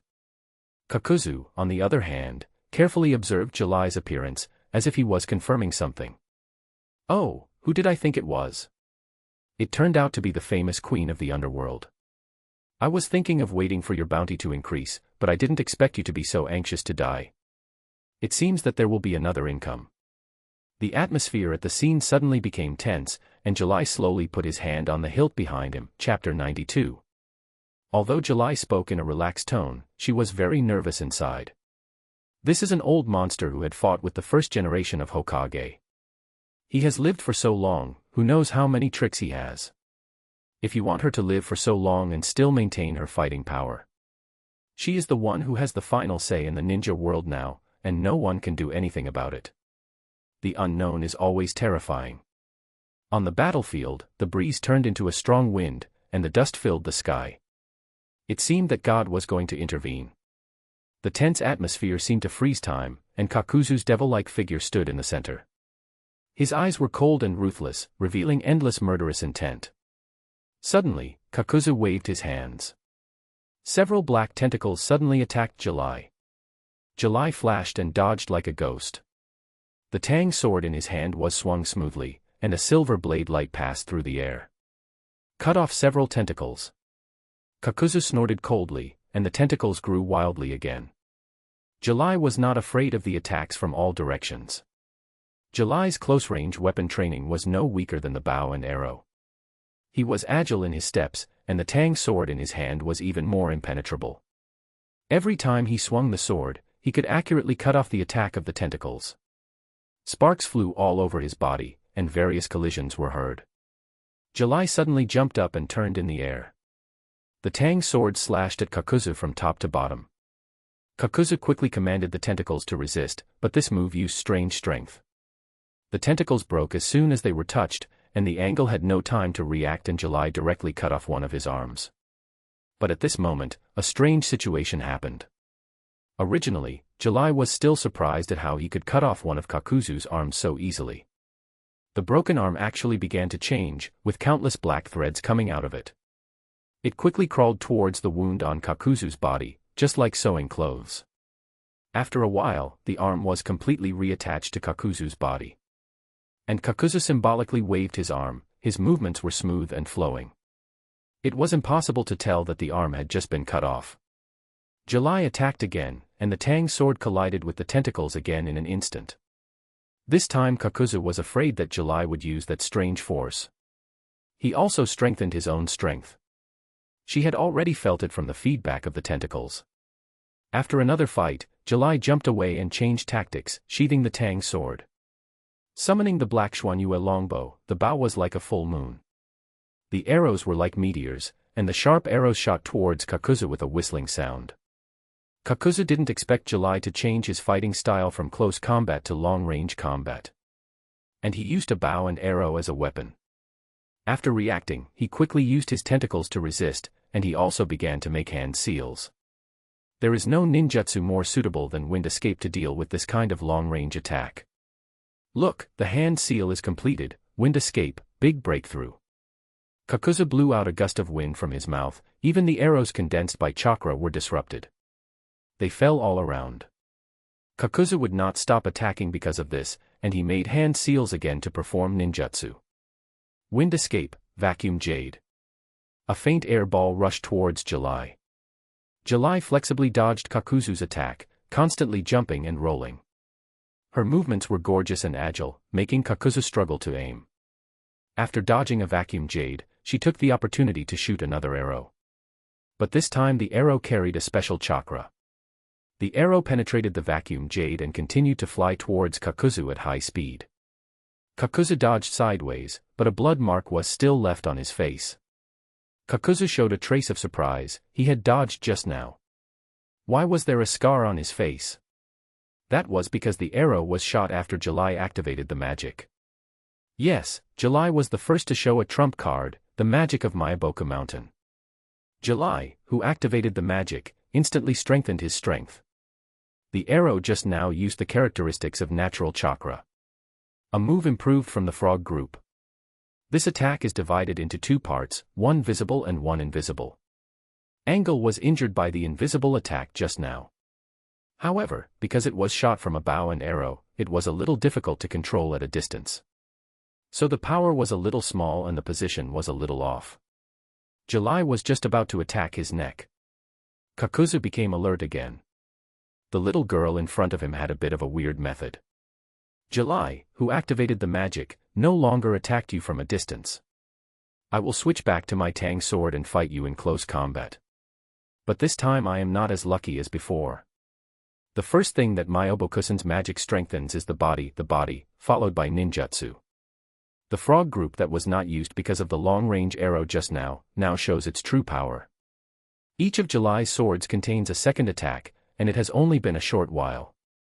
Kakuzu's body is already covered with scars, and his clothes are almost cut into strips. However, these wounds would have been serious injuries on others. He seemed to be unable to feel them on angle. He was still stubbornly competing with July in physical close combat. Is the legendary Kakuzu really just like this? If July really thinks so, she might as well be Naruto's little sister. Observe the wounds on Kakuzu's body carefully and you will find that there is no blood flowing out of it. It's all a black substance wriggling in the wound. Fuck, aren't you a human? July seemed to have discovered some shocking secret. He repelled Kakuzu with a sword. And shouted out his doubts. Kakuzu did not have any emotional changes because of July's words. He just took the opportunity to take off his clothes that had been rotten into strips. And the exposed body seemed to answer July's question. Kakuzu's body was covered with suture scars. And the larger wounds that were just cut by July were also quickly sewed up under the silk thread made of black matter. Kakuzu's slightly crawling body inadvertently showed his weird back. Mask-like things were embedded in his back disgustingly. Kid, it's time to end the farce. As he spoke, Kakuzu exerted all his strength. The mask on his back began to separate from his back, and finally turned into a black monster. Standing behind Kakuzu, he looked like he was not easy to mess with. July's perception was maximized, and he began to absorb the surrounding natural chakra frantically. In order to extend the duration of his fairy art. It seems that this is Kakuzu's trump card. Chiyue carefully looked at the four monsters behind Kakuzu. He began to think about the functions and attack methods of these monsters. The real battle will come, Chapter 93. The patterns on the masks on the heads of these monsters are different. July was still guessing their functions when Kakuzu started to fight. This time he rushed up to fight her in close combat. July didn't understand Kakuzu's purpose for a while. But the actions of the monsters opened her eyes. The two monsters suddenly came together and fired two ninjutsu from their mouths. They were fire escape and wind escape. As we all know, chakra attributes are mutually reinforcing and mutually restraining. The mixed ninjutsu composed of fire escape plus wind escape has been epically enhanced in both power and range. July was caught by accident. The strong flames burned her whole body, and her soft hair began to curl. July knew that if she continued like this, her hair and clothes would not be saved. She had no choice but to reveal the second trump card, and the chakra burst protected her whole body. Then the whole figure disappeared in the flames in an instant. Originally, the angle outside the flames was still admiring the scene of July being burned, waiting for the painful screams to come out of the flames. But in the blink of an eye, the figure in the flames disappeared. Kakuzu suddenly began to be alert to the surroundings and called all the black monsters to his side. However, July's cold arrows were not so easy to be blocked. A unique sound of thunder and lightning came, and the monster that just released the fire escaped. The mask was pierced directly under his eyes. July, who was standing in the distance and observing, thought that this monster would be the same as Kakuzu's arm before. Quickly climbed up and recovered, but after waiting for a while, there was no sign of recovery. This discovery made July have some guesses in his heart. But just when July wanted to rush back to the battlefield, his body suddenly became weak. The scene in front of him also became blurred. July quickly mobilized her Senjutsu chakra to stimulate her body to start self-examination, and quickly took out a bottle of antidote and drank it. This feeling of weakness came inexplicably, but combined with all the symptoms, she was obviously poisoned. Her brain was working at high speed and began to recall the details of the entire battle. But no matter how she recalled, she did not find any signs of being hit. Kakuzu in the distance could not wait for July's follow-up attack, and was about to move the battlefield to join Faden. July could only stand up reluctantly, endure the discomfort of her body, and return to the battlefield. The instantaneous scene change of flying thunder god made her feel sick. She tried to put on a normal expression, just hoping that the Senjutsu chakra could find out the situation as soon as possible. But Kakuzu was an old monster who had lived for nearly 100 years after all, and he knew everything when he saw July's pale face. "Ha ha ha, little girl. How does it feel to be poisoned? It's worth the small bottle of poison I got from Scorpion at a high price." After saying that, he immediately appeared in front of July. He kicked out, and July could only try to raise his arm to block the attack. However, Kakuzu's kick was so powerful that July, who was already poisoned and weak, could not possibly block the kick, and was kicked more than 10 meters away. She stopped herself by hitting a stone pillar. The violent impact was accompanied by pain, and July couldn't help but spit out a mouthful of blood. She felt that her internal organs had shifted. No, if this goes on, not to mention holding Kakuzu back. If she doesn't find time to detoxify, she might even have to sacrifice herself. July has never revealed her trump cards one after another like today. The third trump card can no longer be saved, and July is seen making seals with both hands. In seal, release. Ninjutsu, creation and regeneration. As the seal was released, the diamond-shaped mark on July's forehead seemed to turn into ink. The unique pattern quickly covered the entire face. The weak and dead cells in the body quickly began to rejuvenate with the support of creation and regeneration. The feeling of weakness in the body was quickly relieved, and the brain also felt a sense of clarity. The injuries just received have also recovered as before. July got up and moved his hands and feet. Although there is still some sluggishness, the impact is not that great. It's just that because of the influence of the poison just now, the fairy technique has automatically disappeared when he released the In seal. There is still a discount in combat power. At this angle, seeing July's face and movements have returned to normal, I feel a little bit of collapse in my heart. What is this?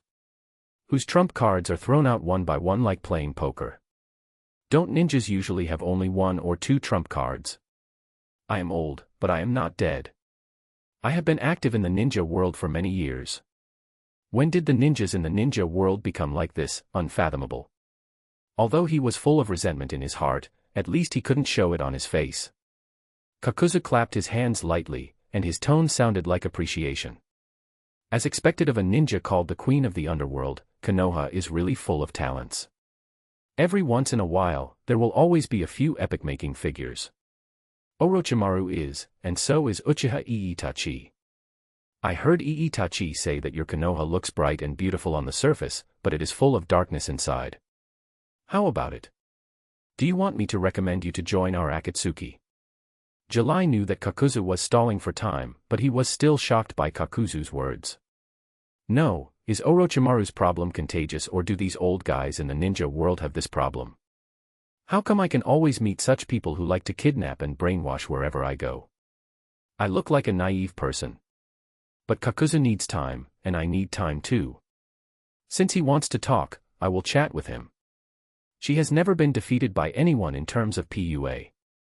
Otherwise, how could she have won over a lot of employees to help her make money in her ES life when she was in her teens?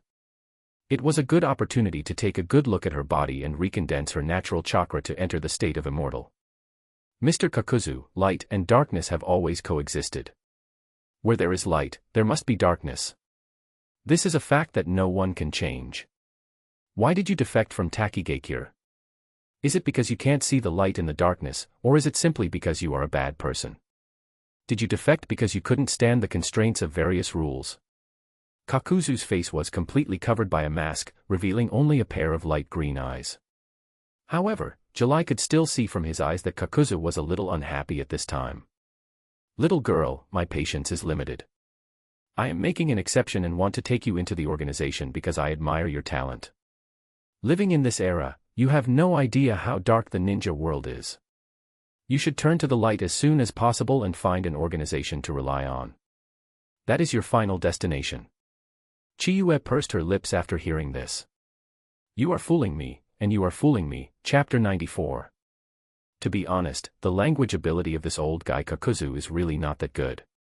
If you want to be a Pua, can you draw a big pie? If you draw a big pie that is better, rounder, and bigger, people will be fooled. If you don't have any benefits, only fools and lunatics will be brainwashed by you and follow you. A light sentence, the ninja world is dark, and finding an organization is your final destination. Bah, the organization is not the destination, the square little box is. Look, Mr. Kakuzu, why are you in such a hurry? You want to recruit me to join Akatsuki, you should at least introduce Akatsuki organization, right? I know nothing about you, it's just because Orochimaru and Uchiha Itachi joined before. So I have to join too. I have reason to suspect that your organization does not refuse anyone. As long as it is a rebel ninja, can everyone join your Akatsuki organization? What's the difference between this garbage shelter? Kakuzu yelled to shut up and interrupted July. How can the organization I join be that kind of rubbish organization? Let me tell you that our Akatsuki organization is not a garbage shelter. We are all powerful elites. 8 of us can easily destroy a small. As if he realized something, Kakuzu stopped speaking. He became even more angry. You are really damned, want to take the opportunity to find out the information of our Akatsuki.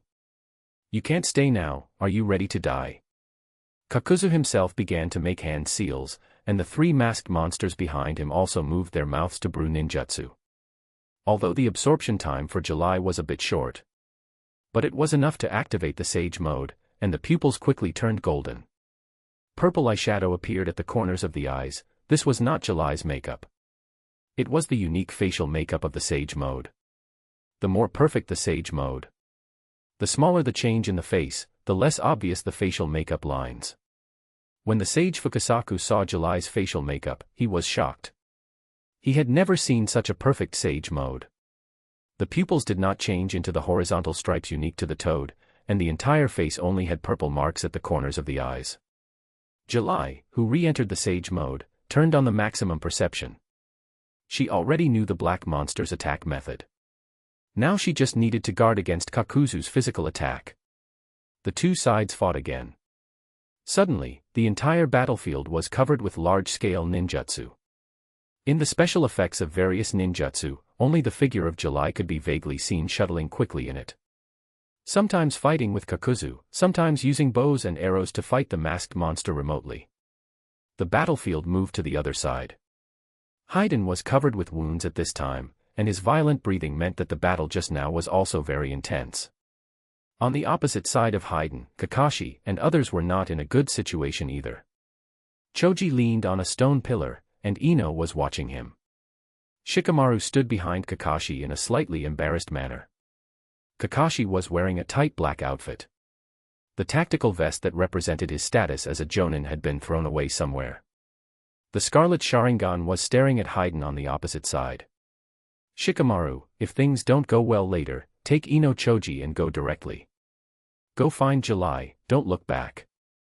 Kakashi had no choice but to do this. Kakashi had been using his Sharingan in this battle.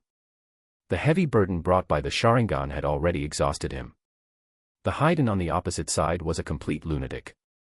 During the fight, he didn't care if he would get hurt. He fought you with the attitude of dying together. He was a lunatic. But he and Shikamaru and the others were not like that. Although he knew the weakness of Shursher's blood. He was not afraid of the lunatic getting his blood, but he couldn't stand such a fight. This was Haiden, who was seriously injured by July's charged attack and was not at his peak. If it weren't for July's attack, the battle scene would be unimaginable. However, although Shikamaru looked embarrassed, the light in his eyes did not disappear. Instead, he showed a confident smile. "Teacher Kakashi, the last step has been deployed. We don't need to run away. Let's end the battle early and support July." Kakashi turned his head in surprise and looked at Shikamaru with a confident face and firm eyes. He was able to hold on until now, partly because he followed Shikamaru's plan. Although the plan was very risky, there was no battle that was 100% sure. And he was willing to believe in the wisdom of the Nara family, and the rest of the battle would be taken over by Shikamaru. Kakashi sat down cross-legged and began to restore his chakra. Ino Choji and the others all cheered for Shikamaru in their hearts. "You guys from Konoha are really annoying. Isn't it just killed a ninja from your village? How many people will die in the ninja world every day? I will sacrifice all of you to the evil god later." After saying this, Faden rushed over with the exaggerated sickle weapon. Shikamaru took out a detonating tag, stuck it on the kunai and shot it out. The explosion sounded, and the detonating tag slightly hindered Faden's steps. The shadow under Shikamaru's feet quickly extended, and with the help of the smoke and dust from the explosion, Faden was forced to dodge constantly. Soon, as Shikamaru expected, Faden was forced to a stone pillar not far away. The red-eyed handsome guy who had been lying in ambush there suddenly jumped up, and the lightning flashed in his hand across the air. Faden's arm holding the weapon cut off by Raikage. Kakashi, who was sitting cross-legged just now, has turned into a cloud of smoke. That was the shadow clone created to confuse Haiden. Shikamaru took this opportunity to catch up with the shadow and control the weak Haiden. Then he led him into the forest to the battlefield. Shikamaru's plan was carried out in an orderly manner. Back to July, the battle between the two has entered a white-hot stage. July, who has revealed 3 trump cards in a row, has initially reached the threshold of the Kage level. No, even so, she is no match for Kakuzu, a veteran who has been immersed in the Kage level for many years. Although July has the upper hand in physical skills, speed, and flexibility. But Kakuzu's large-scale complex ninjutsu just restrains her.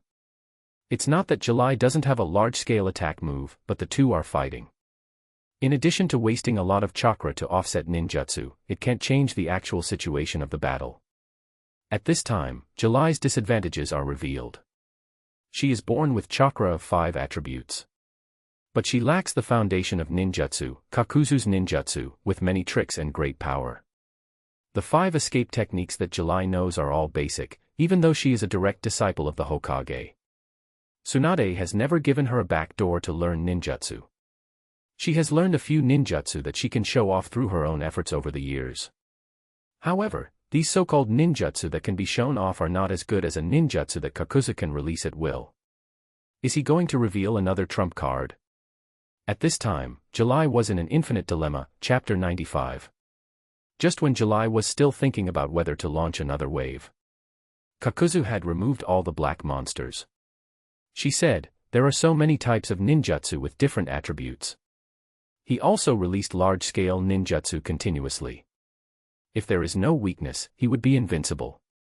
Please give me a dozen of such plugins. July guessed that it was because the chakra consumption was too large and he had to wait for the CD time. That's why all the monsters were removed. Without the elbow of ninjutsu, July was no longer afraid of Kakuzu. The natural chakra riot caused by the ninjutsu bombing in the air made her absorption efficiency much lower. However, the main feature of the perfect sage mode is persistence. It doesn't matter if the efficiency is a little bit low, as long as she can replenish it, she can't exit the sage mode. Back to the starting point, Kakuzu once again used the combat mode of tentacle attack as the main and close attack as the auxiliary. From time to time, he released some small ninjutsu feints. However, with the sudden increase in the perception of the Sage Mode, Kakuzu's small movements are completely insignificant. Chiyue's Tang sword was almost smoking, and she added dozens of wounds to Kakuzu's body. Kakuzu hadn't been so embarrassed for a long time, and his violent temper could no longer be hidden. The black masked monster began to merge with Kakuzu's body and return to his body. It's just that the appearance has changed greatly. The mask on his face has disappeared, revealing a big mouth that is grinning from ear to ear. All the sutured wounds on his body have been torn open, but they are all connected by silk threads. There are even more silk threads coming out of his mouth, and the black substance behind him is dancing in the wind like a huge tentacle. And those masks are hidden in those tentacles. Kakuzu's appearance reminded Chiyue of various ghost movies in her ES life. How scary it was. Chiyue's heart suddenly rose to her throat. She knew that Kakuzu would not make unnecessary movements. In this state, Kakuzu's chakra doubled under the perception of the Sage Mode. The changes in chakra and body shape indicate that Kakuzu is about to use the ultimate move. She did not dare to neglect it, and took back the Tang sword and held the longbow again. The chakra of the Sage technique burst out without leaving any residue. The sky that was bright just now suddenly became extremely dark, and faint lights flashed above his head. Kakuzu was still surprised by the changes in the surrounding environment, but he was soon attracted by the flashing light above his head. He looked up at the sky and was shocked by the scene in front of him.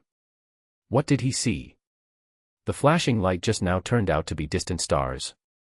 Kakuzu actually saw the scene of the starry sky at night. At this moment, there were waves of ethereal low hums in his ears, sometimes far and sometimes near. He couldn't hear what was being said at all.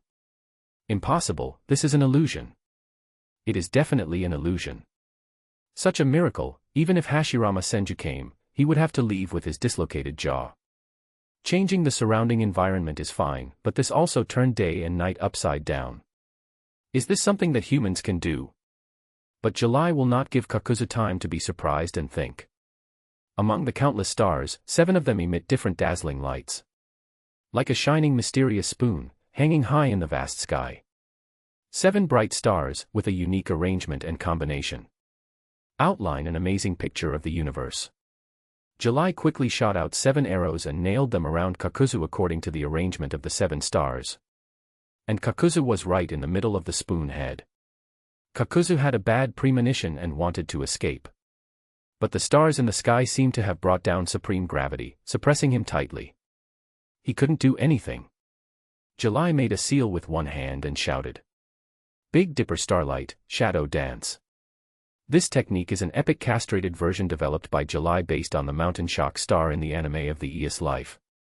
It combines the fairy arts, illusions, sealing techniques and various secret techniques learned in the past 3 years. The original version cannot be learned for the time being and cannot be sorted out. I can only study the castrated version in a sneaky way.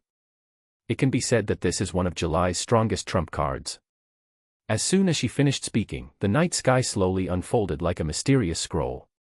The dazzling light was just like the starlight of the Big Dipper. Each ray of light was endowed with mysterious power.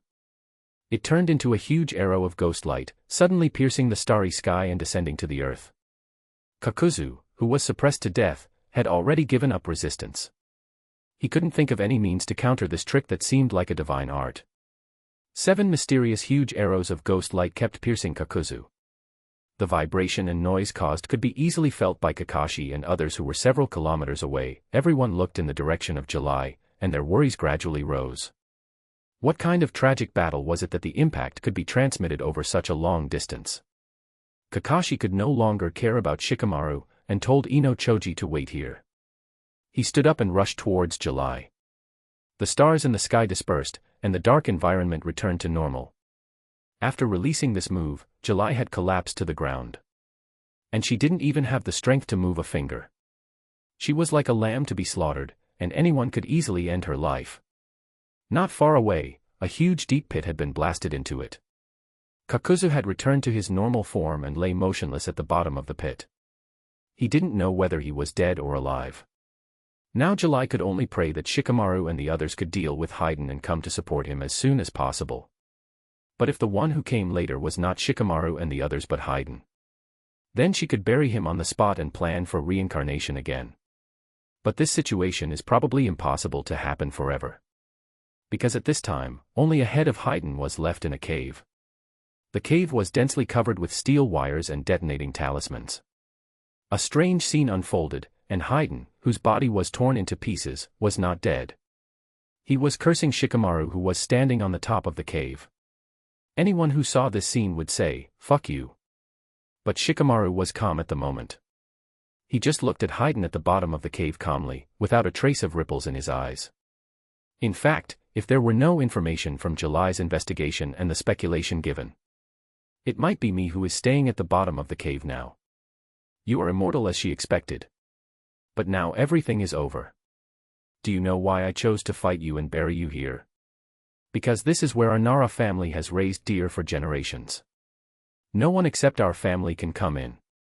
They will always monitor you on my behalf. A lot of elks walked out of the forest, as if they understood Shikamaru's words. They walked to Shikamaru's side with their limbs, staring at Haydn. Shikamaru gently stroked the body of the elk, and then detonated the detonating tag without hesitation. The violent explosion accompanied by the rubble completely buried Haydn underground. It was not until he finished all this that Shikamaru's emotions collapsed, and tears could not stop falling. The joy of revenge and the sadness of remembering Assuma. It made him unable to relax for a while. The elk beside him licked Shikamaru's tears with its tongue. It seemed to be comforting Shikamaru. The dust settled, and the 2 members of the Akatsuki organization were completely killed. But everyone paid a lot of price in this chapter 96. As the protagonist who ended the 2 members of Akatsuki this time. One was lying on the ground exhausted and powerless, and the other was sitting and crying emotionally. The background looked a little desolate, and it always felt like a certain background music was missing. But soon the rescuers came. Kakashi rushed to the battlefield first and saw the devastated land. And July lying there with scars all over his body. He could already imagine how fierce the battle scene was. He quickly helped July up and put both soldier ration pills and water into her mouth. He didn't care whether she wanted to eat or not. Being treated so roughly, July couldn't help but complain in his heart. No wonder he is still a single dog until now. Teacher Kakashi, don't worry about me for now. Go and see if Kakuzu is still alive. He hasn't made any movement for so long and I don't know if he is dead. Go down and take a look. If he is not dead, give him another knife. Seeing that July was fine, Kakashi hurried to the bottom of the pit. At this time, Kakuzu had lost his life and died completely. He returned to the ground and told July the news, which made her completely relieved. It was finally over, and Shikamaru and others limped over from a distance. Although everyone was covered in wounds and had no chakra, at least they were still alive. Kakashi couldn't wait to ask July about the details of the battle and kept praising him. July, who was already exhausted to the limit, simply tilted his head and fell asleep. Let Kakashi and his questions go to hell. Kakashi realized that he was a little too much. He quickly closed his mouth and sat aside to rest. The afterglow of the sunset in the distance reflected on everyone's faces, the tranquility after the war. After resting for more than 3 hours, Kakashi, Shikamaru, and others regained their ability to move. But July was still not good enough, and the sequelae of In Seal, Senjutsu Chakra, and Beta Shingmang broke out. She has not recovered yet, according to her. It will take at least 3 days to recover her mobility. The burden of carrying July back to the hotel can only be given to Ino. The bumps along the way did not wake up the sleeping July. And with the help of July, Kakuzu's body was sealed in the scroll. But this time the spoils are really a lot. Apart from other things, there are more than 50 million taels of money alone. 5 people can share 10 million taels equally. It really fits the old saying that a horse cannot grow fat without night grass, and a man cannot become rich without external wealth. The ancients were not deceiving me. It was already midnight when everyone returned to the hotel. They didn't even have time to treat their injuries and fell asleep. It was not until the evening of the day that everyone woke up with the noise made by July. It's not July's fault. She has no chakra left in her body now. Chakra can't be produced either. It was completely unable to sustain the consumption of the body, so it was understandable that he was very hungry. I didn't dare to let Choji go out to buy food, and Ino hurriedly brought back a lot of food. Although they had recovered some chakra, they were really hungry. Kakashi, Shikamaru, and Ino felt that they could eat a whole cow, not to mention Choji and Nana, the two foodies. If they didn't bring more food back, they could digest the food just by running back and forth. Everyone devoured all the food. Then they collapsed on the spot with satisfaction. Kakashi suddenly slapped his forehead, as if he had thought of something. He quickly took out a stack of scrolls from his bag and handed them to Nana. These are all the spoils found from Kakuzu except for the money. I didn't touch them.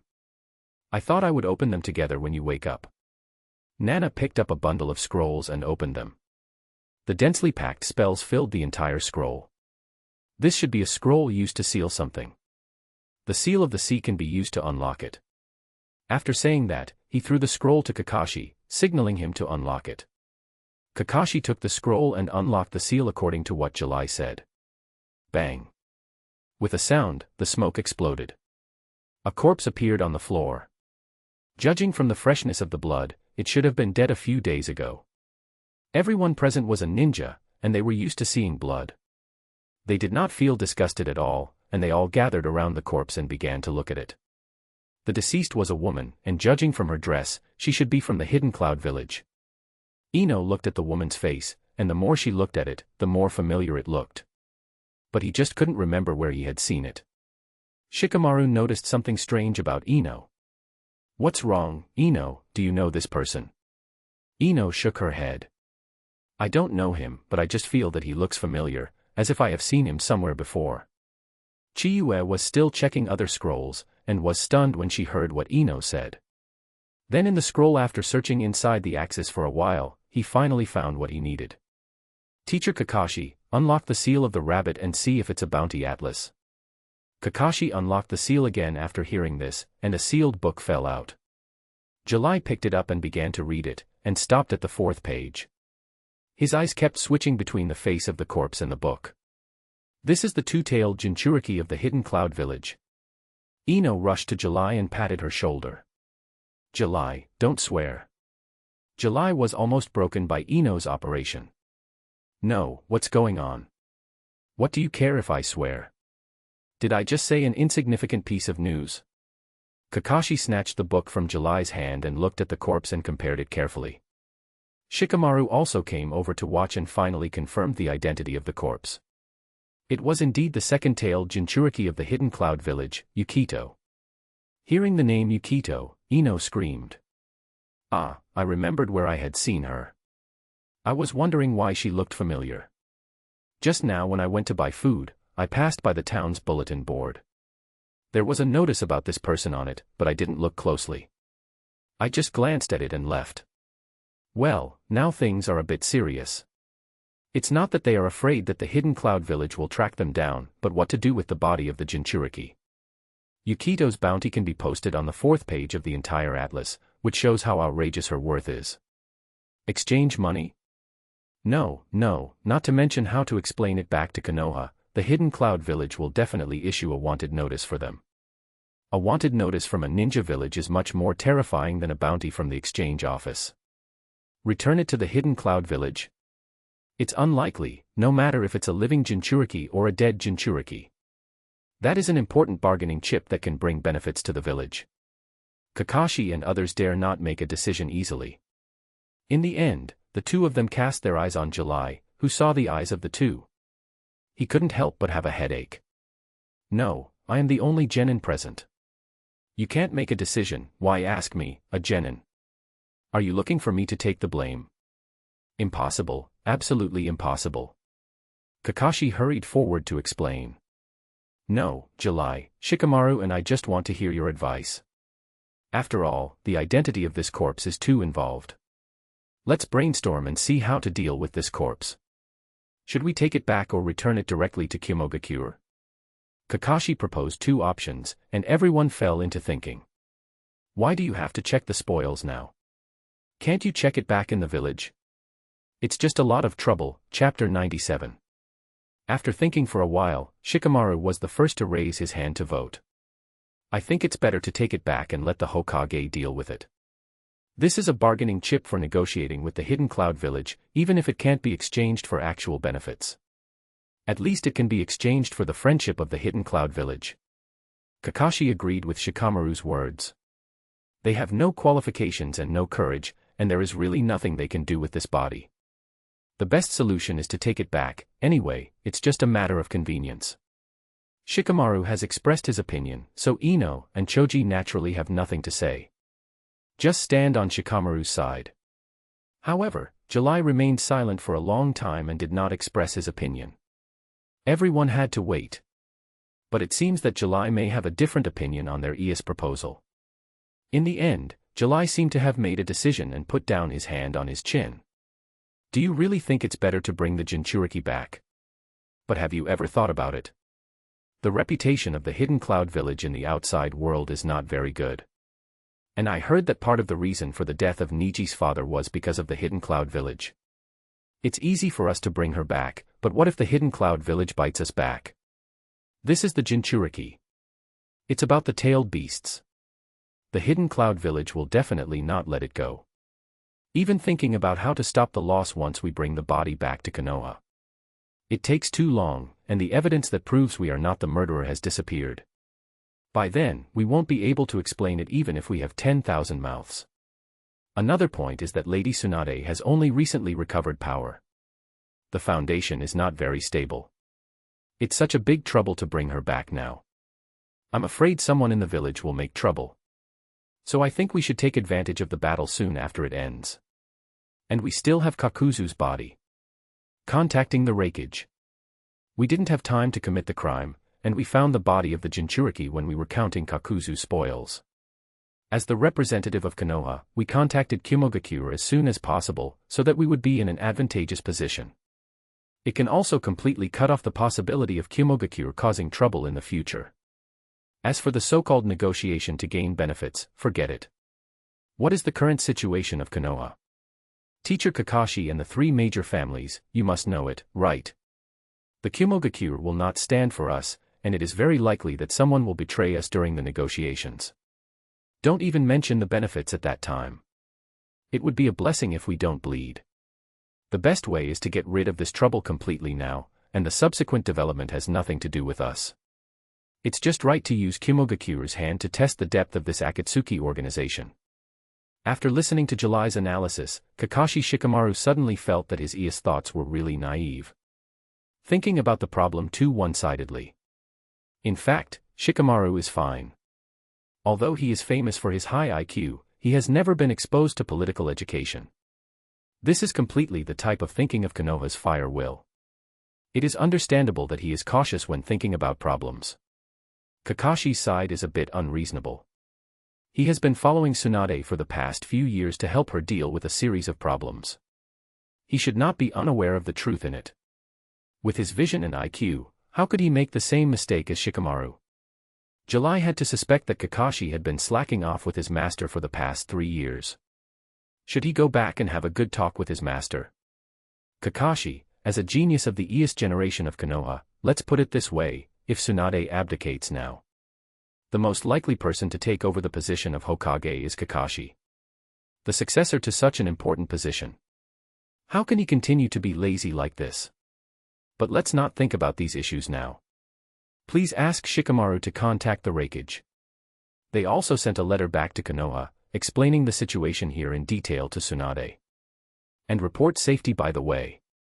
After a while, Shikamaru came back with a stranger. According to him, this is the envoy of the Lightning Country stationed here. Yes, this city is located at the junction of the Wind and Thunder Country, and it is normal to have an envoy from one's own village here. Otherwise, the news of the disappearance of the two-tailed beast would not have spread here so quickly. The visitor greeted them very politely and then went straight to the point. After confirming Yukito's identity, he left in a hurry. Before leaving, he wanted to take the body away, but was rejected by July. You'd better notify your Raikage as soon as possible. We will return it naturally after your Raikage comes. The visitor could only nod helplessly and leave. I don't know if the Hidden Cloud Village has any long-distance transmission device, or if the Raikage just happened to Ben ARB. Early the morning, there was a knock on July's door. Ino rubbed his eyes and went to open the door. Kakashi was standing outside. Ino, wake July up and gather in my room. Lord Raikage has arrived. After hearing this, Ino quickly cheered up and went back to the room to call July. However, July had already woken up when the knock on the door sounded. He got up with difficulty, put on his clothes, and went to Kakashi's room with Ino. As soon as he entered the door, he saw two burly muscular men, one sitting on the sofa and the other standing behind him. Sure enough, the hidden cloud village is indeed worthy of being the leader in the bodybuilding world. The arms of the two men are thicker than July's thighs. If this happened in the ES life, the champion of the bodybuilding competition would be easily won. However, July did not like big muscles. He just glanced at them casually and walked to another part of the sofa and sat down directly. Kakashi saw that everyone was gathered and was about to introduce them. The muscular man standing behind the sofa spoke first. It's just not the Mandarin that normal people can understand. Oh, your beautiful face and hot body make me excited. I can invite you to eat with me tonight, there must be no surprises. With me, Karabi, this handover will definitely be a pleasant one, oh, yeah.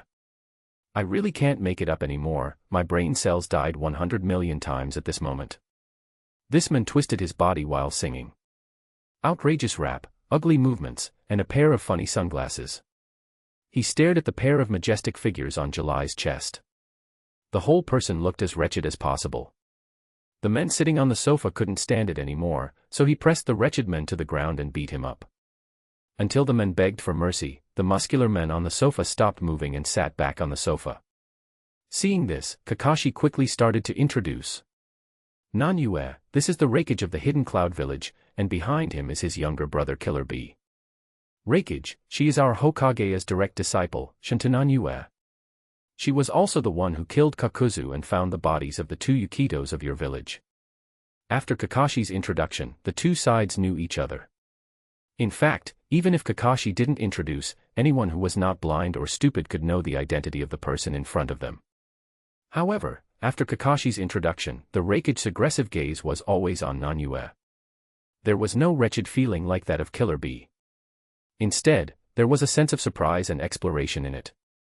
It made Nanyue feel uncomfortable all over, and she was about to have social phobia, Chapter 98. Kakashi coughed at the right time for the impolite behavior of the Raikage. He interrupted the Raikage's gaze. The Raikage also realized that his behavior just now was a bit excessive. But he didn't show it. Okay, Kakashi, now it's as you asked. I'm here, can you return the body of the Yukito to us? Kakashi took out the scroll directly, which was what they had discussed last night. When he saw the Raikage, he handed over the body as soon as possible. Don't mention any conditions, let them check, and finally remain unchanged in the face of all changes. The seal was lifted, and the bodies of the two Yukitos appeared on the floor again. The Raikage strode to the side of the body, and Karabi was no exception. Both of them looked at the body in front of them with sadness. Who said that strong men are not tender? Didn't you see that Karabi was already wiping tears? Damn Akatsuki, don't worry, Yukito, I will definitely avenge you. Bakayaru, Konoha. Raikage put away his sadness, quickly stood up and returned to the sofa. Don't blame me for doubting you, that little girl named July. Yukito has almost no rivals in our village with the help of the tailed beast. The one who can kill Yukito must not be an ordinary strongman. I have heard of that Kakuzu. His strength is so strong, how did you kill him? Before July could answer, Kakashi quickly took over the right to speak. Lord Raikage, these are our secrets. We don't need to explain them to you. As allies, we have returned the bodies to you in a friendly manner. If you want to know the information about Akatsuki, we may also tell you for free. But isn't it a bit inappropriate for you to doubt us right away? You should know that we can take the bodies back to Konoha without notifying you. Let Konoha negotiate with you. Although Kakashi is usually a bit lazy and unreliable in this matter, he still behaved like an elite jonin. He was not suppressed by the Raikage in terms of language and momentum, and he was neither humble nor arrogant, and angrily confronted the Raikage. Is the Raikage usually a hot-tempered person? Hearing that Kakashi didn't give him face, he smashed the table with one punch. Kakashi, Shikamaru, and the others all drew their kunai and stood in front of July. July stood up at this time, and was not affected by the tense atmosphere in the field. Lord Raikage, instead of talking nonsense with us here, it's better to go back early and strengthen the vigilance, and by the way, clean up the traitors in the village. 2 living people, swaggering into your village and kidnapping the two-tail. And killed the Jinchuriki, don't you feel ashamed? Uchiha Itachi and Hoshigaki Kisame, who were in the same organization at the time, were discovered and driven away by us as soon as they entered the village. Are you going to blame us? Okay. Okay, in this case, you can do it. Anyway, we are no match for you on your territory. Seventh Moon's words were slightly sarcastic, and the Raikage could only be angry. Kakashi, a famous elite jonin in Konoha. The 3 families of Ino, Shika, and Cho are the pillars of Konoha.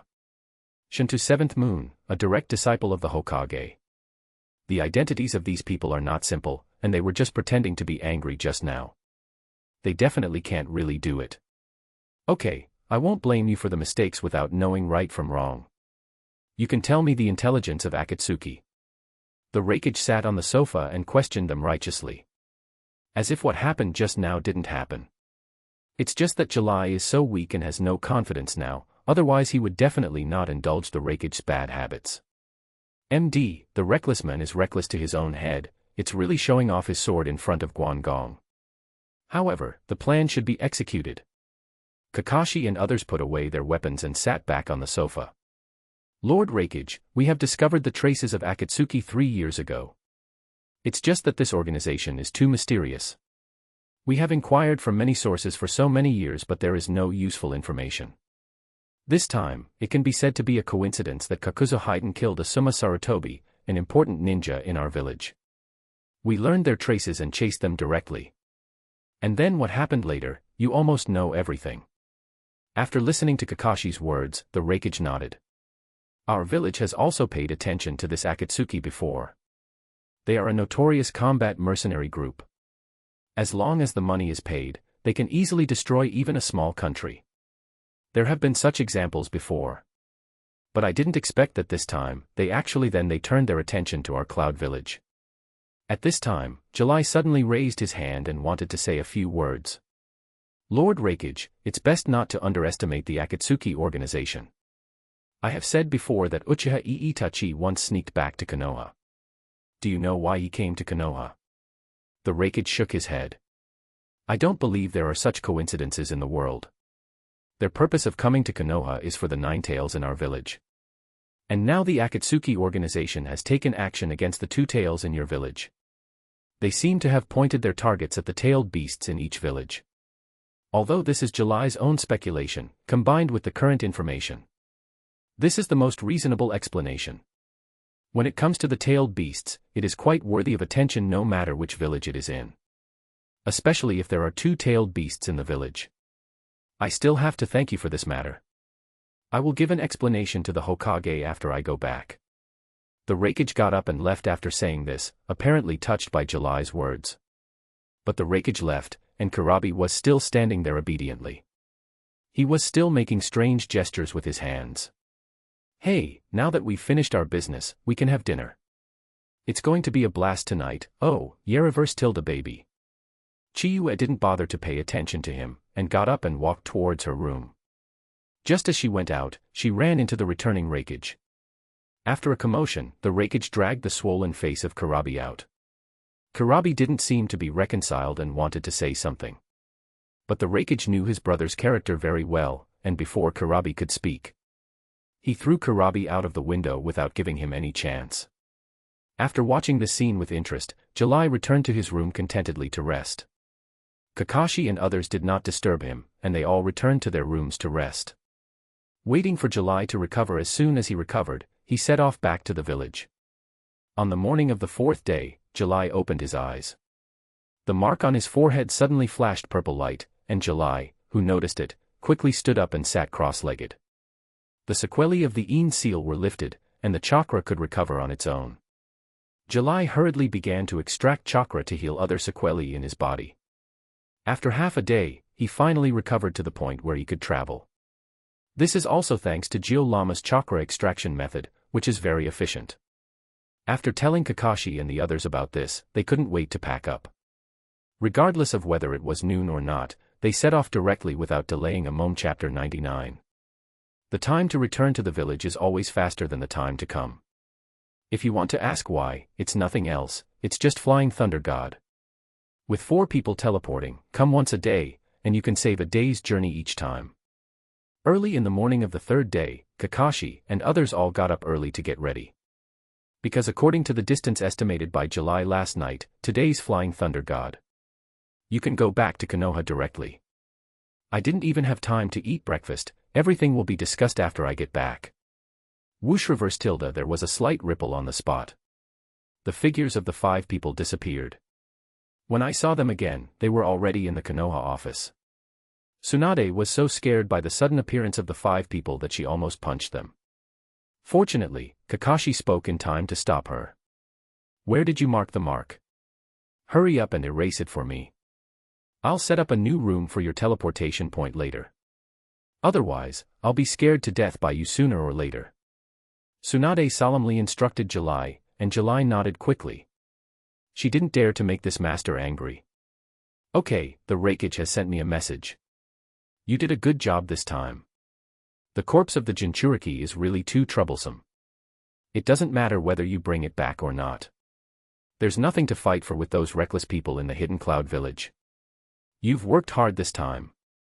Ino and Choji, you all go back and have a good rest. Kakashi, Shikamaru, and July stay. Choji and Ino bowed and left. Only Tsunade and the other 4 were left in the office. July, how sure are you that the Akatsuki organization might be collecting tailed beasts as mentioned in your letter?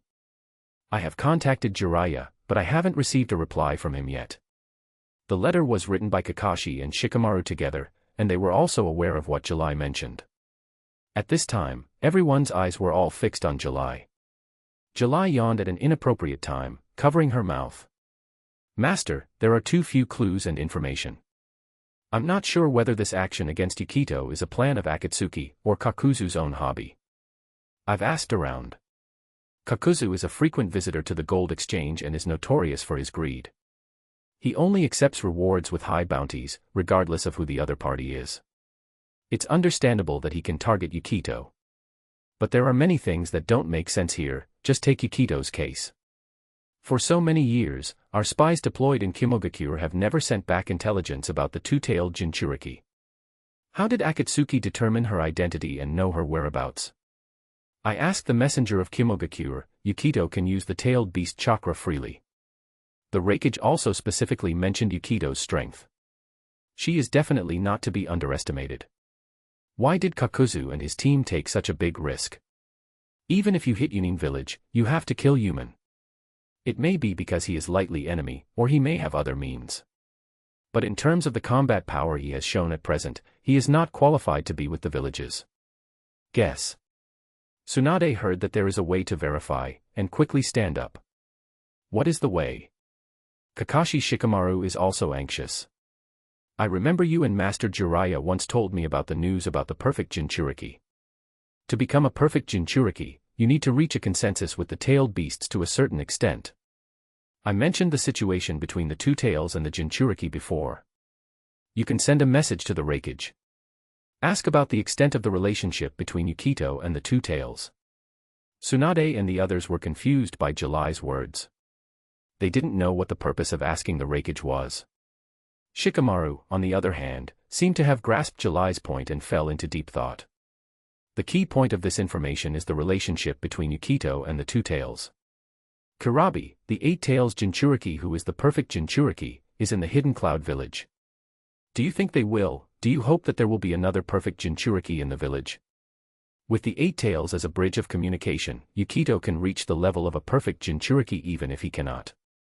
At least there should be no problem in communication. If Yukito has reached a consensus with the 2 tails, then at the critical moment of life and death, she will definitely not drag the 2 tails to die together, so the most important question is here. What about the 2 tails? If it is just a simple battle with the Jinchuriki, it may be possible to conceal it. But the people of Myoboku will not be able to detect the noise made by the perfect two tails. Then why is Myoboku still looking for Yukito's traces everywhere? Seventh Moon has analyzed the problem thoroughly. To verify this, we can only ask the Raikage. However, there is another possibility that the two-tail and the Jinchuriki are at odds with each other. It is similar to the situation in Konoha. As long as it is released, it will definitely cause damage to the village. This can also explain why Yukito dared not release the two-tail until his death. In order to know whether the Akatsuki organization is targeting the tailed beasts, Tsunade hurriedly called Shizun. A letter was sent to the Raikage. Under normal circumstances, the information of the Jinchuriki cannot be disclosed to other villages at will. Even if Yukito is dead, the two-tail is missing. In order to gain the trust of the Raikage to the greatest extent, Tsunade deliberately added Seventh Moon's speculation in the letter. I believe that the Raikage will definitely not sit idly by after seeing it, because the matter involves more than just Konoha. If the purpose of the Akatsuki organization is confirmed, then the Hidden Cloud village will not be able to escape. This matter has come to an end, and there is no point in being anxious now. Everything has to wait for the reply from the Raikage. The first thing, July rushed to the bathroom when she returned home. She hadn't taken a bath for 3 days, and July felt uncomfortable all over. If Tsunade hadn't forced her to stay, she would have taken a bath and slept on the bed. After running the hot water, July went to the basement to take out her precious red wine. Poured it into the bathtub with milk. It was time to enjoy herself, and July took off her clothes and lay in it in a second. It was like a long drought and sweet dew, and the comfort spread throughout the body at that moment. July couldn't help but groan. Ah, this is life. Chapter 100. Just when July was enjoying the comfort brought by the red wine and milk bath. The sand village in the wind country door is now in the midst of turbulent waves. On the highest building in the village, Gaara is standing there with a grim face. Above the entire village, a large amount of sand is constantly rising to form a barrier, resisting the explosion attack from the air. In the air not far away, a yellow-haired figure is standing on a big white bird. He keeps throwing a ball of white matter in his hand, which is what causes the explosion. The battle between the two has lasted for a long time. Because the yellow-haired man has the advantage of flying and is very flexible, the sand controlled by Gaara can't catch him at all. He can only be forced to intercept his attack, but it's not the case. In order to protect the village to the greatest extent, he has consumed a lot of chakra to control the sand. And the opponent obviously hasn't tried his best. Now there are only 2 ways for Gaara. First, give up protecting the village and save chakra to concentrate on dealing with the enemy.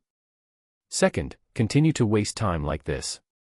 Right below Gaara, Maki, Temari, and others were as anxious as ants on a hot pot. They kept persuading Gaara to give up the defense above his head and concentrate on dealing with the enemy. But Gaara not only did not listen to the advice, but worked harder to mobilize the sand. Maki had never hated the high-level officials of their village as much as he did now. Most of the Umbu in the village were transferred by the high-level officials to protect them, leaving only a small number to obey Gaara's dispatch. And this small number of Umbu died or were injured. For this reason, Gaara sent them all to protect the civilians in the village. Only he was left to fight the enemy alone. By the way, Gaara's current identity is no longer an ordinary ninja. He is the Kazekage of the Sand Village, which is why he hated the people in the village so much before. Now he is desperately protecting the village, all of which should be thanked to Naruto. Because of Naruto, Gaara has changed a lot in these 3 years. Passionate. Responsibility may allow a person to burst out with amazing power. But that is a world in fantasy, reality is cruel. The yellow-haired enemy in the sky seemed to have had enough fun and stopped bombing. Sure enough, there is no simple person who can become the shadow of a village. Even though you are so young, you can actually break one of my arms. But I hope you can take this attack. I have seen enough of your expressionless face. Don't die. As he spoke, a mouth strangely appeared in the palm of the yellow-haired young man's hand. After chewing continuously, he spit out a ball of white clay and threw it into the air. As the yellow-haired young man made a seal, the small ball of white clay instantly grew larger. He spread his 2 wings behind him and fell to the ground like a big-bellied baby. Gaara first condensed sand into a ball and wrapped himself in it. Then he burst out all his chakra and mobilized a huge amount of sand to stop him before the baby fell to the ground. But how could the yellow-haired young man do as he wished? Art is explosion, ha! The doll exploded instantly, and the impact continued to spread to the side. But in the end, Gaara successfully resisted it and did not cause any damage. Gaara, who thought the attack was over, scattered some of the sand around him to observe the situation. Before half of his face was exposed, a white bird flew in front of him and exploded directly. Fortunately, Gaara not only had the defense of the sand ball around him, but also the sand armor attached to his whole body. Although this explosion caused considerable damage, it was not fatal. In order to avoid being attacked again, Gaara used the same trick again. Like the Chunin exam, a sand eye was condensed on the sand ball spike to observe the situation outside. However, the explosion of the yellow-haired young man just now was not just for a sneak attack. The fine dust emitted by the explosion was actually microscopic white clay, all mixed with Gaara's sand. Nourished by chakra, it grew rapidly and turned into white bugs. Filled the entire internal space of the sand ball. Everyone knows that the more enclosed the environment, the greater the power of the explosion. The yellow-haired young man outside saw that the time was ripe and formed a seal with one hand again. Ha reverse tilde. The insects received the order and exploded one after another. Gaara didn't even have time to untie the sand ball. He directly suffered all the damage from the explosion in the small and enclosed environment, and was seriously injured and unconscious. In midair, the sand eyes and sand balls also dissipated because they lost Gaara's control. The yellow-haired young man quickly controlled the big bird to approach Gaara, and finally when he landed before the ground, it wrapped Gaara with its tail. Then it flapped its wings and flew directly into the air, not giving Maki Temari any chance. Temari raised her hands in pain and screamed in the direction where Gaara disappeared. But it was useless, the enemy had already flown away. Maki knew that the more this situation, the more calm she had to be, and she slapped Temari who was dazed. Temari, we can't save Gaara with our strength now. Quick, ask Konoha for help and tell them all the situation. After hearing Maki's words, Temari seemed to have grabbed the last straw. Quickly wiped away her tears and returned to the Kazekage office building, found the communications team and sent a distress letter to Konoha. At this time, Maki walked deeper into the village. Now that the village's top leaders are no longer reliable, they can only ask those two to come out. The morning, July was still sleeping soundly. Suddenly, there was a chaotic knock on the door outside, listening to the rhythm and strength. She already knew who it was, and she opened the door with a nameless anger. Naruto's huge face came in directly, and it almost hit her face. So, July, who was worried about having no place to vent her anger, slapped Naruto and sent him flying. Various high-difficulty moves such as 1,800 degrees and 3,600 degrees in the air. Naruto was also tough, and although he looked resentful, he got up at the first time. Inform her that Tsunade-sama wanted them to gather urgently. July was confused after hearing this. What was going on? She had just returned yesterday, why did they have to gather urgently so early in the morning?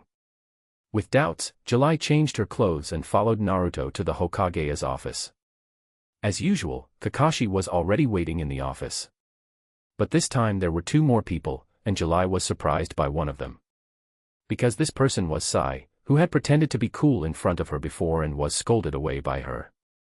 The other one needs no further explanation, our teacher Yamato. What is this for? Reorganization of Team 7. Meeting of old and new members. As expected by July, Tsunade announced the official restoration of Team 7 when she saw that everyone was present. The first task after the reorganization was to support the Sand Village and rescue Gaara, the Kazekage who was kidnapped by the Akatsuki organization.